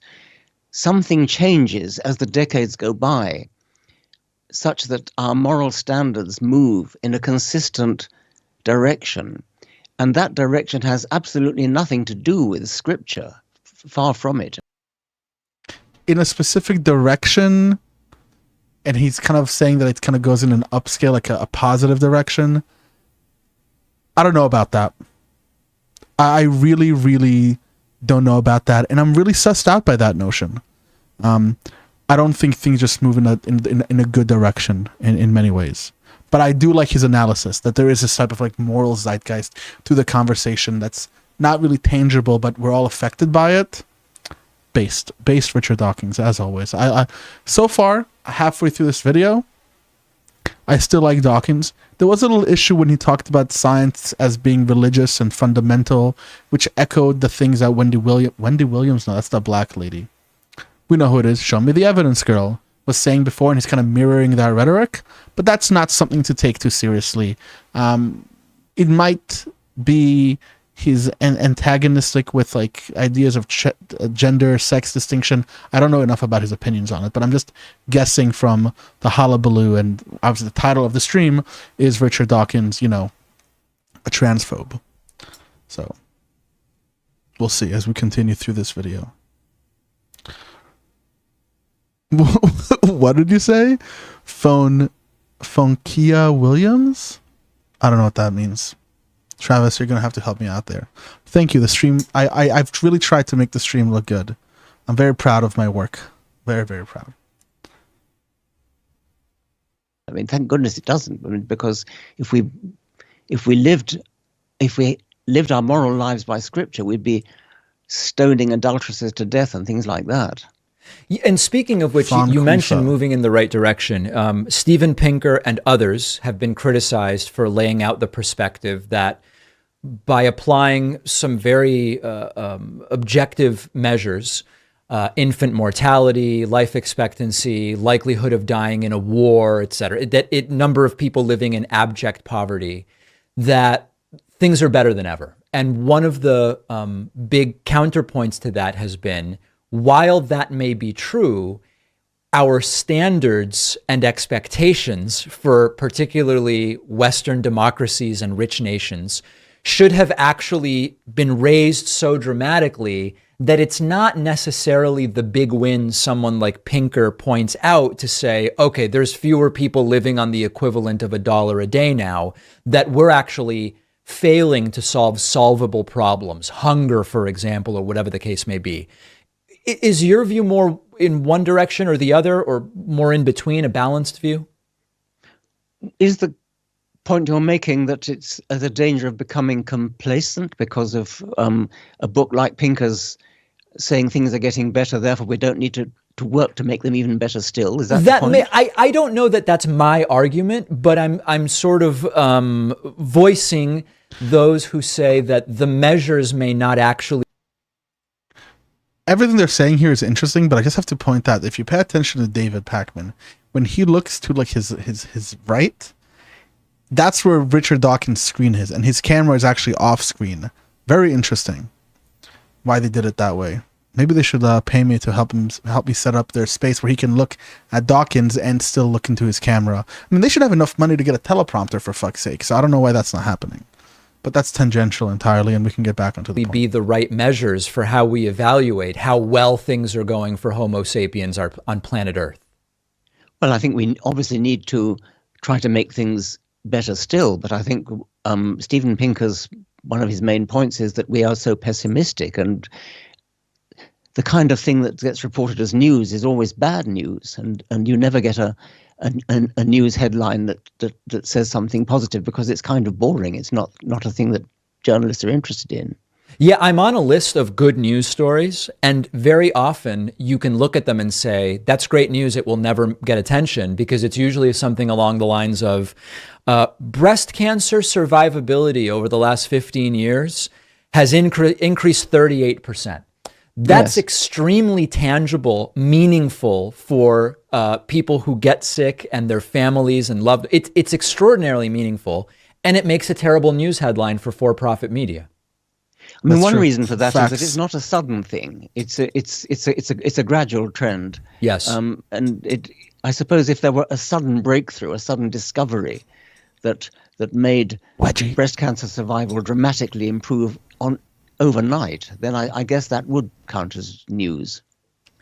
When it comes to more specifically now, in terms of progress versus regression, the threat of Christian nationalism in the United States and around the world, and this group that, while maybe 30 years ago they felt the same way, they were a little more coy and slick about how they expressed it, where now we actually have elected officials in the United States who openly say, this should be a Christian nation. Christian nationalism is correct.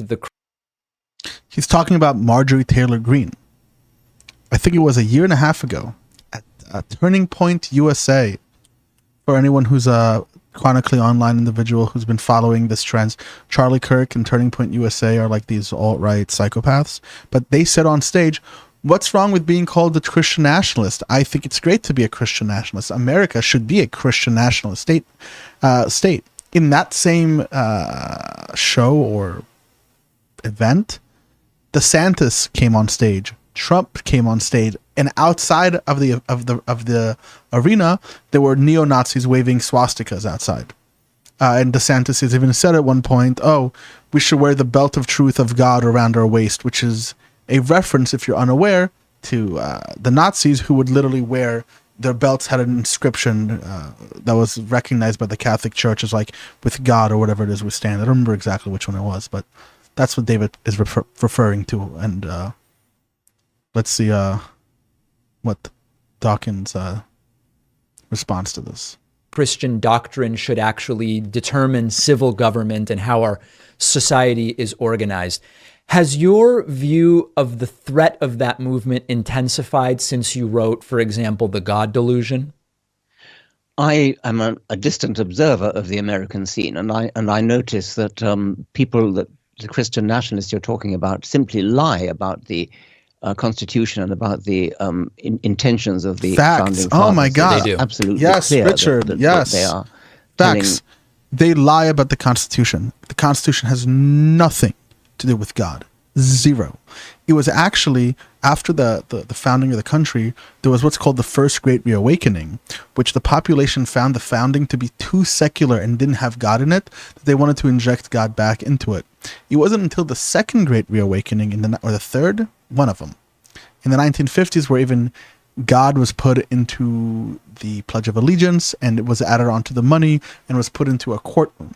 And this was a concerted effort by the McCarthyism right, anti-communist, anti-atheist right, to distance themselves from communist Russia and create what in Noam Chomsky's book, a type of manufacturing, a type of consent through propaganda and whatever the like it was.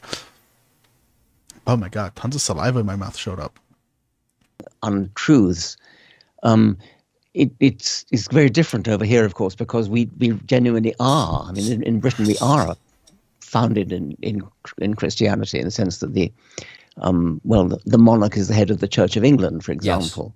Yes. This is a historical accident.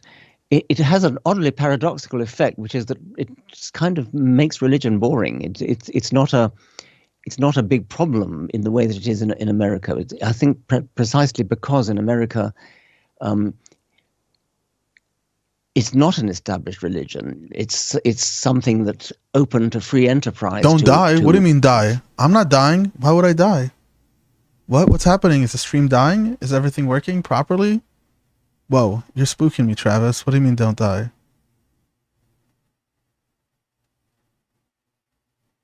Is the stream fine? I don't know. Now I'm getting sussed out. And the chat's not working. Oh no, did the stream die? No, it says should be streaming. Shaking my head. God damn it, guys. Compete over. Therefore, religion is kind of exciting. You have these great big churches with people waving their arms around and dancing and things. We don't have that here. Not much anyway. And I think it's partly because we do have an established church. Yeah, when I speak to my Italian friends, they are always very quick to say, oh, no. Our elected officials are Catholic. I'm Catholic. My family's Catholic. And when you probe a little bit about what that means for their beliefs and their everyday life, it means very little in the way of policymaking, the way that it does in the United States. And in belief also, if you said to them, do you actually believe in the transubstantiation? Do you actually believe that the wine becomes the blood of Christ? They probably don't. They probably don't. I really want to leave. One of my goals is to meet a Catholic who literally believes that they're eating the flesh and blood of Jesus. Nasty. Absolutely nasty. Imagine actually believing that you're literally eating the bread and the body and the blood of Christ. And then they get weirded out when we say that they're a fucking like human sacrifice like cult. But, whatever, to each their own. Even realize what it is to be Catholic. They're born Catholic, they're baptized Catholic, they're confirmed Catholic. And so they think they are Catholic, but they don't really believe it. In that sense, as someone who's been a very strong critic of organized religion, do you find that version, for example, of Catholicism that I describe, or what I'm still you're listening. I describing just have in to turn England, off my AC. is it relatively benign, Let's keep it running. Let's keep or the stream is running. it I'll only be right benign back. in that it's not really the type of religion in that it sometimes claims to be? Like you're saying, it's not maybe really Catholicism. I think it is relatively benign. When I stress the word relatively, I mean, when you think of the competition, when you think of Islam, I'm sometimes inclined to agree with Ayaan Hirsi Ali that in certain parts of the world, at least, we need Christianity as a sort of buttress against something worse. Hilaire Belloc's line, "Always keep a hold of nurse for fear of finding something worse." I mean, Christianity is bad enough, but it's not the worst religion around. Is that clear in your mind, this sort of ranking of the risk posed by different religions? I think it is pretty clear. I mean, Christianity was so appalling in the Middle Ages, and it's kind of had quite a few centuries to grow up. And so I think that Catfish, there is a nice to see possibility you. of ranking there. Oh, Yes. C4 T fish. Do you? I mean, what does that landscape look like to you? Well, I mean, it's one of the doctrines of Islam that the penalty for apostasy is death. Well, I think even the most fervent Christian nationalist wouldn't say that somebody who renounces Christianity should be killed. No, I've had Christians on my show who say gays should be killed, which I don't know if it's better or worse. Well, it's about equally.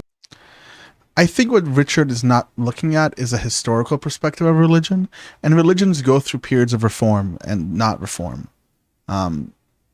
Christianity has gone through a period of reform. Judaism has gone through, not intentionally, they were just always minorities, but Islam didn't go through the same periods of reform, and in the parts of the world where they haven't gone through it, they're still what we would say savages, or more of a problem. But this is more of a developed world as opposed to a less developed world problem, and less of a religious thing. But yeah, currently I think Islam does pose a bigger threat than Christianity.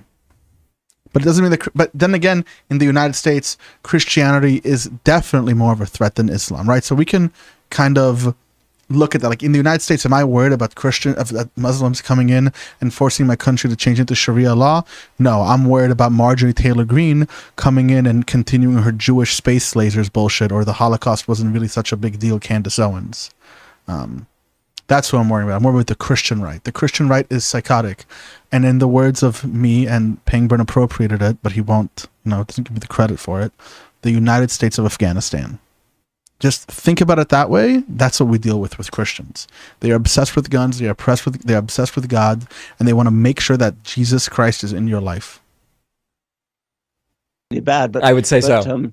That's not a religion anyway. Well, it may be fermented by religion, but it's not actually saying if you give up Christianity, you should be killed. No, that's certainly true. Do you think that, I mean, whenever this conversation is had, someone will invariably say, oh, well, what about Buddhism? Here's a bunch of very peaceful things about Buddhism. And then someone will come back and say, well, okay, but then here's some other stuff about Buddhism that maybe is actually a little more concerning. Do you concern yourself with looking into the details of some of these smaller religions relatively and going down the list further and further? Or is that not really a concern? I haven't really done much of that. No, I don't. I'm not that keen on giving a kind of rank order. Fair. No, I think I think that's fair. Let's talk about one more general area in the time that we have left. Is this a spicy one? You've said many things over the last 2 years related to the discussion about gender and transgender and gender identity, etc. Some of which you've said that I agree with, and some. And this is the part where earlier in the video, I think the rhetoric he was speaking about mirrors the Wendy, tell me the evidence lady. I think this is where he's gonna do his thing. Right? Earlier in the video, he followed him. There's an ideological, religious type of movement in academia. And she said the same thing. And to hear him and her share the same rhetoric hurts my soul. But, let's see how this goes. Some of which you've said that maybe I agree with a little less.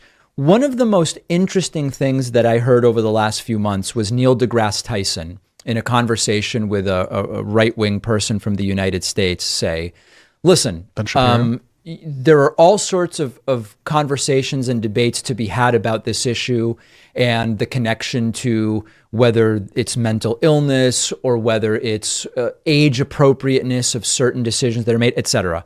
Can we all agree that gender is expressed on a spectrum. And what I found interesting about Neil deGrasse Tyson saying this is that it's less a conversation about biology and sex and genitalia, but it is a question about what I think is an undeniable reality about the world, which is, at minimum, the expression of gender is on a spectrum, and that maybe that can serve as a starting point for some of these discussions. Would you agree with that? So what I know is that sex is also on a spectrum. People are going to freak out. I can already see people losing their minds, but that is a reality. For example, someone who has XY chromosomes, their genes are Y, but they have androgen sensitivity syndrome, their entire phenotypes, like their entire way that their body is going to express, is going to be in a female way. So holy shit, you have XY chromosome, but you have of what seems to be like a vagina, but you really don't. It's things aren't that simple. There's a guy, what was his name? He made a phenomenal video. I think I sent it to John when we were having our transgender discussion. Let me try to find that and post it in the chat right now, because we should watch it. We're going to watch this tomorrow. Forrest Valkai, Sex and Sensibility. Great video, which talks about the reality of a sex as well being on a spectrum, and not just... maybe we'll watch it tonight. It's 11 o'clock. No, I think we'll stop it here after this video. And then tomorrow, same time, 9 o'clock, I'm going to be streaming the other person who we're supposed to prepare for Friday. And we're going to watch Forrest Valkai and a bunch of other things regarding sex, gender, and trans people. Because that's just a hot button topic, because conservatives won't let it die. So you're going to have to hear me talk about trans people for the next year and a half. Mazal tov. Seems to me like an uncontroversial statement, or is that a problematic statement to you? I'm a biologist, and what I really object to is the subversion of language. Talking about a woman's penis, for example. I mean, that is just playing around, playing fast and loose with the English language. And bad take, Dawkins. Really, you got to do this for me now? Okay. We have to recognize that historically, women, when we do surveys, like if we would just go and ask people, what is a woman? You're not going to get back ovaries, XX chromosome, right? He shouldn't have made that error, because woman doesn't just denote sex. The Yale School of Medicine, modern institutions all recognize this. And this is where I am. Okay, Travis, you need to make right now, go on Discord. I need you to make another role called Mystic Mac and make me that role. Please, like, we need to make it a thing. I'm reading the future. I'm reading the future the entire time. But he's making that mistake. Language and semantics move so we have a better understanding of what we're dealing with. And we can just call people who are, when we talk about sex, we can talk about females, and when we talk about gender, we can talk about women, and that helps us make sense of the data, helps us make sense of the outliers. We really need to watch that Forrest Valkai episode, because I think Dawkins is way off the mark here, and modern biology and modern medicine makes this distinction. There's genetics textbooks coming out, being taught at universities that are sourced by hundreds and thousands of practitioners. Within them talk about the gender-sex distinction and simply the semantics that we're changing. All it is a semantic change. Maybe we can use a different word, but the reality is that these are the words that are being used for very specific reasons. Because when we talk about what a woman is, we're talking about things that we measure through surveys. We're talking about things that we do not measure from the examination of biology, but rather from the examination of identification. Because there's many people out there. There are segments of the population that when you start doing data of hundreds and millions of people, we're talking about hundreds of thousands, tens of thousands of people who don't fall within that sex binary. And this is why we denote woman as opposed to female, because we do not have the ability to judge them by their sex. So we judge them by their gender. And that is an important thing to understand in science. And the fact he doesn't recognize that is a serious problem here. And just shows age. It really does show age. You know what's even more interesting about that? I recently read an article about where if you go to a doctor would you rather go to a doctor who's over the age of 50 or a doctor who's under the age of 40? And the answer is that doctors under the age of 40 you're more likely to survive and get healed if you go to younger doctors, because they are more up to date with the evidence. And I think we're seeing that clearly here now. You know, we like to talk about Biden is too old, Trump is too old, we need to have a cap on like people who run into politics. We also have to recognize that retired professors are retired professors, and they might just not have the information or not have the ability to recognize that information. Let's see. Right. So now the question is, why does Richard Dawkins believe this? Is he going to post evidence, or is he going to appeal to the religious dogma within the institutions that he hinted on earlier in this interview, which surprisingly we just heard about, you know, yes, Casey, I'm an ageist. Okay. I'm sorry. I'm an ageist. If you're 6 years old, you don't get to be president. Sue me. Okay. Super ageist. Love you, Casey. And I know you wrote JK, but no, he it does have an effect. I'm age dysphoric. Well, guess what? You Bal Diablo, find me where you can have age dysphoria. Show me the internal validity and the external validity of those measurements and how they map onto human experience. Then maybe I'll believe you. But I'm sure you can't, and you're just saying things like you have the gender of an attack helicopter or whatever other nonsense you think is a gotcha. But yeah, this is where he's messing up here. Seriously messing up here. That shouldn't be the case. He needs to recognize the reality of why these words mean and what the usages for these words are. Because at the end of the day, words simply have usages. They don't have intrinsic meaning. I'm a biologist who needs to talk about sex and the difference between male and female, which is absolutely clear. It's one of the very few binaries we actually have. No, it's not a binary. God damn it, it's not a binary. What? You know it's not a binary, Dawkins. You know about androgen sensitivity syndrome. That's not a binary. Intersex is a real phenomena. How could you say it's a binary? Wow, I'm shocked by this response. I'm very much shocked by this response. Whoa, come on, you were doing so well the whole interview. In biology, race is not a binary. Race is a genuine continuum, obviously, because of all hybridization and so on. I mean, race is also not a continuum. It's a social construct. While melanin is on a continuum, that's not race. Race is constructed. Race is defined by many different aspects. You can appeal to a person's. So it just sounds to me like Richard Dawkins just not up to date with the way in which, with the more interdisciplinary reality of modern academics. And as someone who's young and was in academia while he was in his retirement already, I've learned much more of his contemporaries.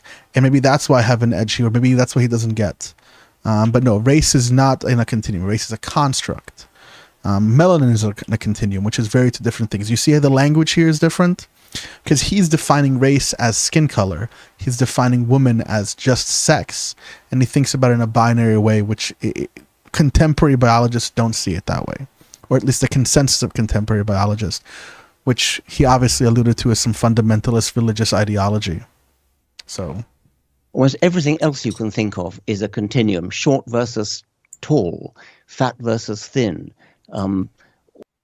Male and female, in a way it is, because we have intersex. We have different expressions of those genes. Not everyone has the same level of hormone flushes, right? Even to be a male, within that there's a continuum. What makes you a male? Is it simply your genes? Do you have X and a Y? That's reductions. That doesn't give us any explanatory power for anything.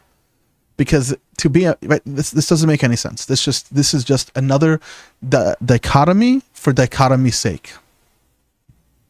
All those things are a continuum. Sex is the one thing which actually is a binary. And no, false. I think fake that news. Messing around with the English language, and well, any language for that matter, but I happen to speak English, is a subversion, a perversion of clarity of thought, clarity of speech for political ends.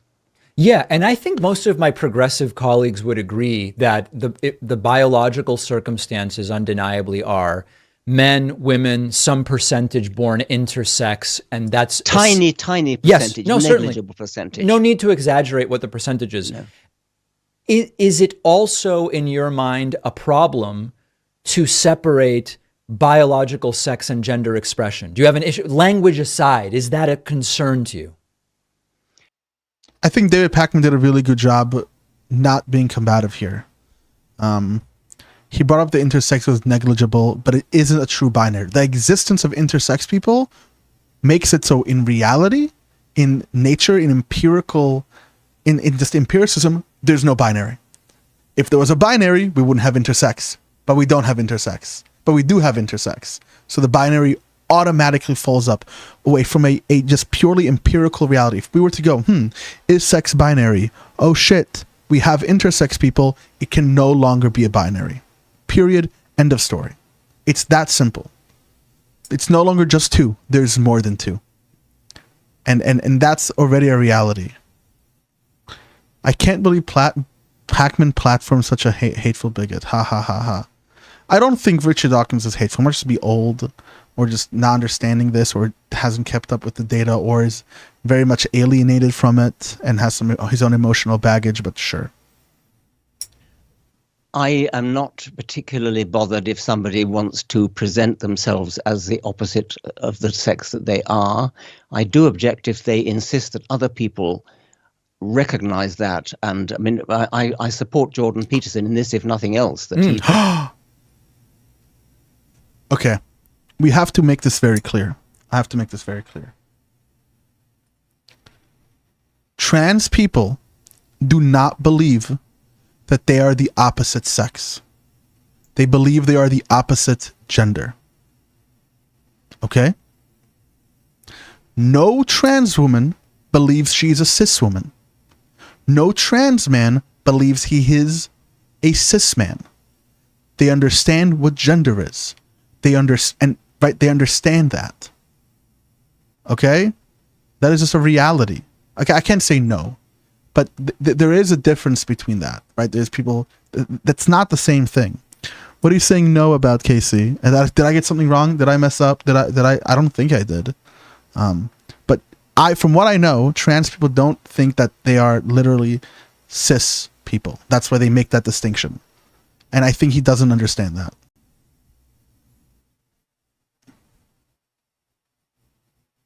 They are, all trans women are women. Trans men are men. Okay. Trans women are women. Trans men are men. Trans women do not believe they are cis women. And cis men and trans men do not believe they are cis men. This is not the reality. They are aware that it's gender they're speaking about, not sex. And when you do change your gender, because the prescriptive nature of gender, the normative claims around it that your body needs to look a certain type of way, you get the gender dysphoria. You want to change your body. It's quite that simple. Because gender and sex are intrinsically linked, but conceptually we can separate them to make sense of the empirical data. That's really what we're doing here. In the same way that cause and effect in gravity is not distinct from space or time, but yet conceptually we make the distinction between the two to build better models of reality. That's an amazing example, by the way. I'm a king of a thing.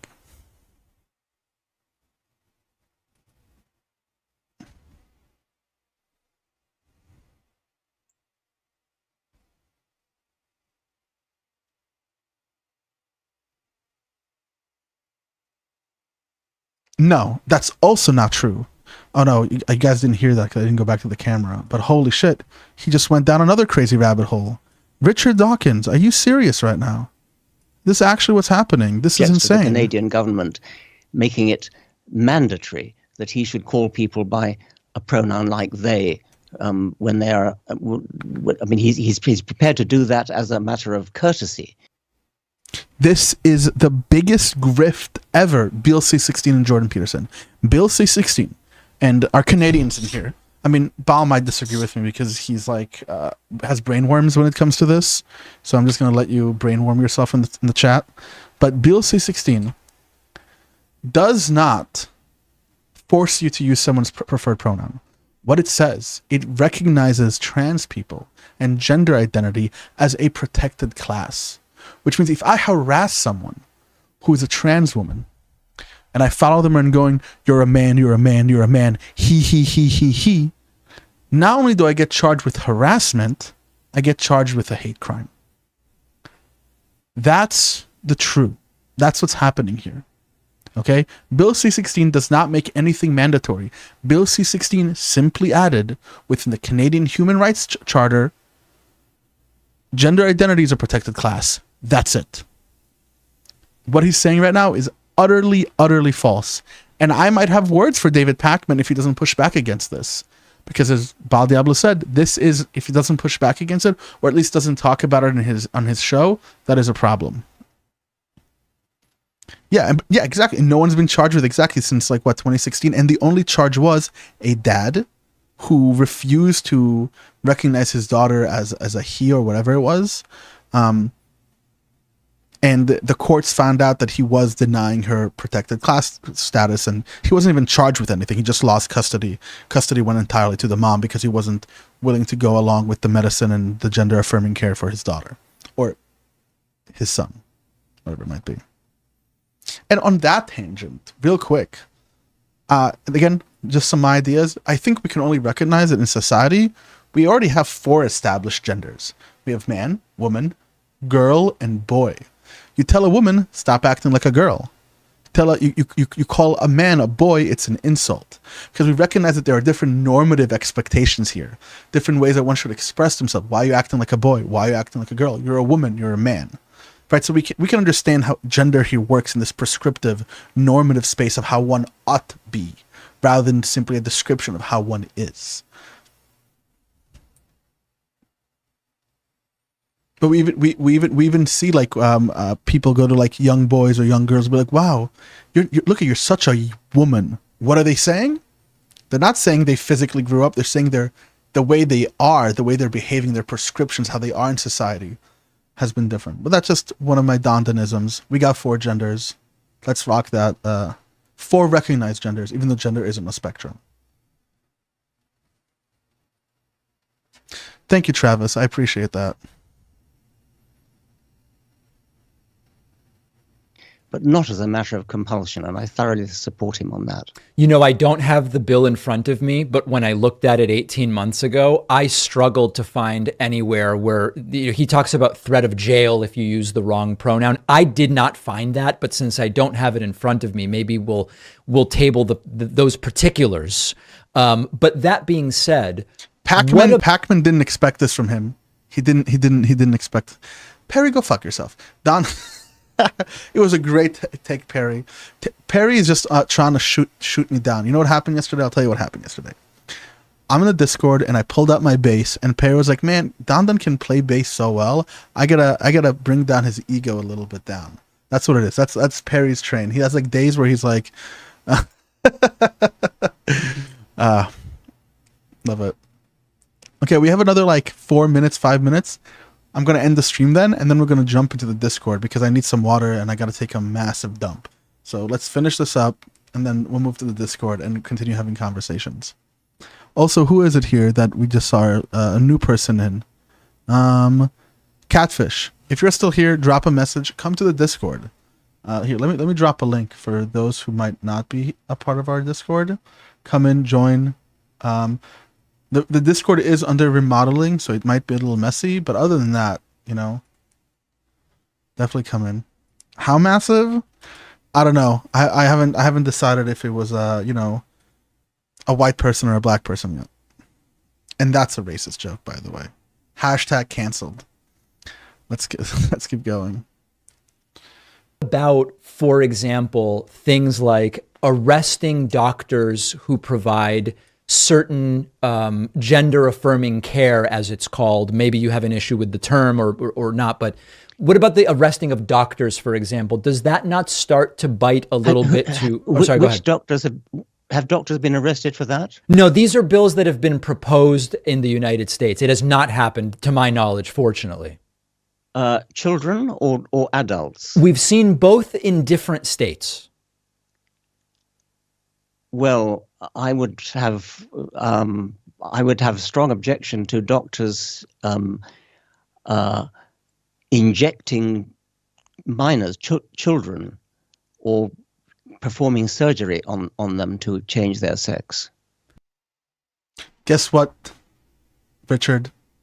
I'll show you the evidence. I'll show you the evidence. This is a really bad look here. You did such an amazing interview, and now you're fucking up towards the end. You really are. And I don't think David is prepared. He didn't expect this. And as far as adults, you have no issue. Well, I think if they've thought about it properly, like Jan Morris, for example, who I read years ago, one of the first of trans people that I read and greatly respected her. Travis, I don't know if it's possible, but I want to talk to Richard about this. I'm not even a biologist. I want to talk to Richard about this, and I want to get the person whose link I posted before to talk to him about it. This needs to be a conversation between Richard and a modern biologist. If we get that going, that'd be absolutely amazing.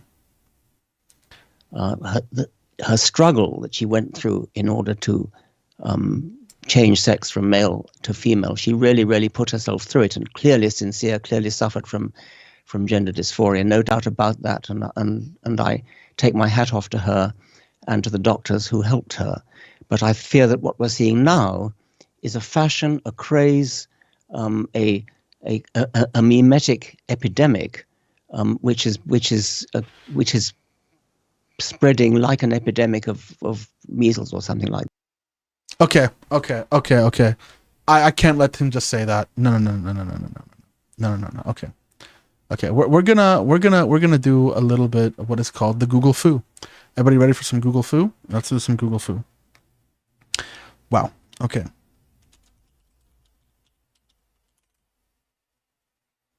Social contagion. What is a social contagion? This is what Dawkins is talking about. A type of mimetic, a type of social virus. This is, if we look at criticism, and this is really all you have to look at, the field of social contagion has been repeatedly criticized for lacking a clear and accepted definition.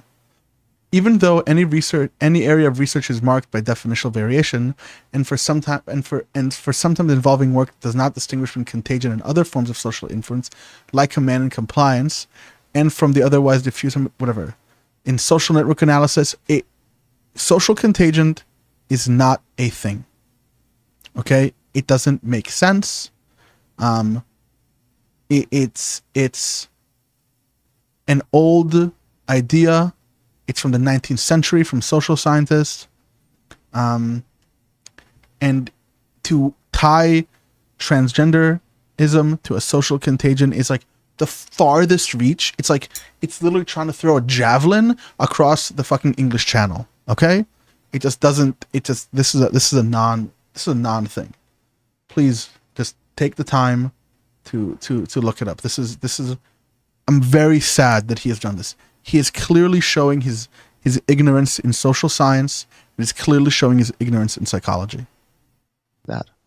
Yeah, I mean, listen, we're not going to resolve this today, but I think, I share some of the concerns I've seen you share with regard to children, with regard to questions about some of these treatments, etc. And I think that these should... Which is fair. We should have concerns. But like in the beginning of this video, those concerns are for the scientific community to break apart. And the only time you would say the scientific community can't deal with this, if you believe that the scientific community is being controlled by some sort of ideological political shit. And that is exactly the same shit that Wendy, show me the evidence, said earlier in the video. I'm disappointed in you, Richard. All be questions that should be had and asked and answered in good faith with data and empiricism. And I also can't help but see that trans people and also trans kids have become a very ugly scapegoat of a movement that 15 years ago was mostly targeting gay men. And so my desire would be, facts, you tell fire me if you fucking think it's facts, possible, that fire. we can ask all of these questions in good faith while making it clear we're not looking to discriminate against individuals, subject them to whatever it was that other groups were previously subjected to, and hopefully get to a place of understanding. But unfortunately, do you agree that this has become a scapegoated group? What I see is that there's in effect a war going on between gay people and trans people, or at least not trans people themselves, but trans activists. So I'm not sure that I follow that. I think that I have great sympathy and great respect for gay people, and I worry about the bullying that goes on, not by trans people themselves necessarily, but by some of the activists. I mean, there was somebody in Britain, I think just a couple of days ago, who stood up and made a speech. He was actually a trans person, a man turned. Is he talking about Ollie London? Is that who he's talking about? I think he's talking about Ollie London. It is clear that Dawkins just does not have information here. I got to see this through. After I'm done seeing it through, I'll talk about it. Yeah, I think he's not fully informed. I agree with you, Scott. Woman who said, if you see a turn, don't worry, I don't even have to take a shit anymore. It got sucked right back up because of whatever the fuck he's talking about. Punch her in the fucking face. Oh, so in other words, you, if I understand correctly, you have some concerns about LGBT and whether or not trans really is part of the LGB movement or something different. Well, I think there's been a recent court case in Britain where an LGB lobby was fighting against a T lobby. So I'm not familiar with that case, but I'm aware of that disagreement, certainly. So that is a concern to you. Yes. Interesting. All right, Richard Dawkins, there's no appropriate time to cut a conversation, but let's cut it now because we are at the end of our time. We will be linking to your... Okay. The reason why, and this is the last thing I'm saying on the stream, and then I'm going to hop into the Discord. The reason why LGBTQ and all of those are in the same category is because these are groups that are sexually and genderly divergent from their minorities in the population, and their struggle is unified. And what we're seeing here is the same thing we saw with the Irish and the Italian in the 20s and early 20th century, where when they were accepted into the class, they were accepted into the whiteness, for example, in the white class, they were no longer allies with the African Americans. They were no longer allies with the Jews, because they were no longer both marginalized. And the same thing is happening with gays and trans. Because homosexuality is more accepted within society, and they're in position of powers, there's no longer convergence, there's no longer the need to have the allyship with the trans people. Rather, being an ally with the trans people is once again putting them in a minority group. And this splitting of the LGBTQ is literally a way of splitting the people who share a common struggle, who have historically shared a common struggle. Another important thing to recognize, this also happened in the Jewish community and the Black community. When you look at the civil rights movement, Jews were so in support of the Black community because they know what it's like. They knew what it's like to be minorities in Europe, and they came overseas to the United States. But contemporary Jewish people, and especially Orthodox Jewish people, are very much against the BLM movement because it's no longer advantageous. They no longer struggle the same marginalization, as Jews are very much accepted and are part of the higher class in society. And with that, everyone, I will go use the bathroom and forget about this interview that I just watched because I like Richard Dawkins less. He still has a special place in my heart. But that's what it is. So everyone, thank you for coming for the live stream, and I'll see you around the flip side. And as always, you know what it is. Stay thinking.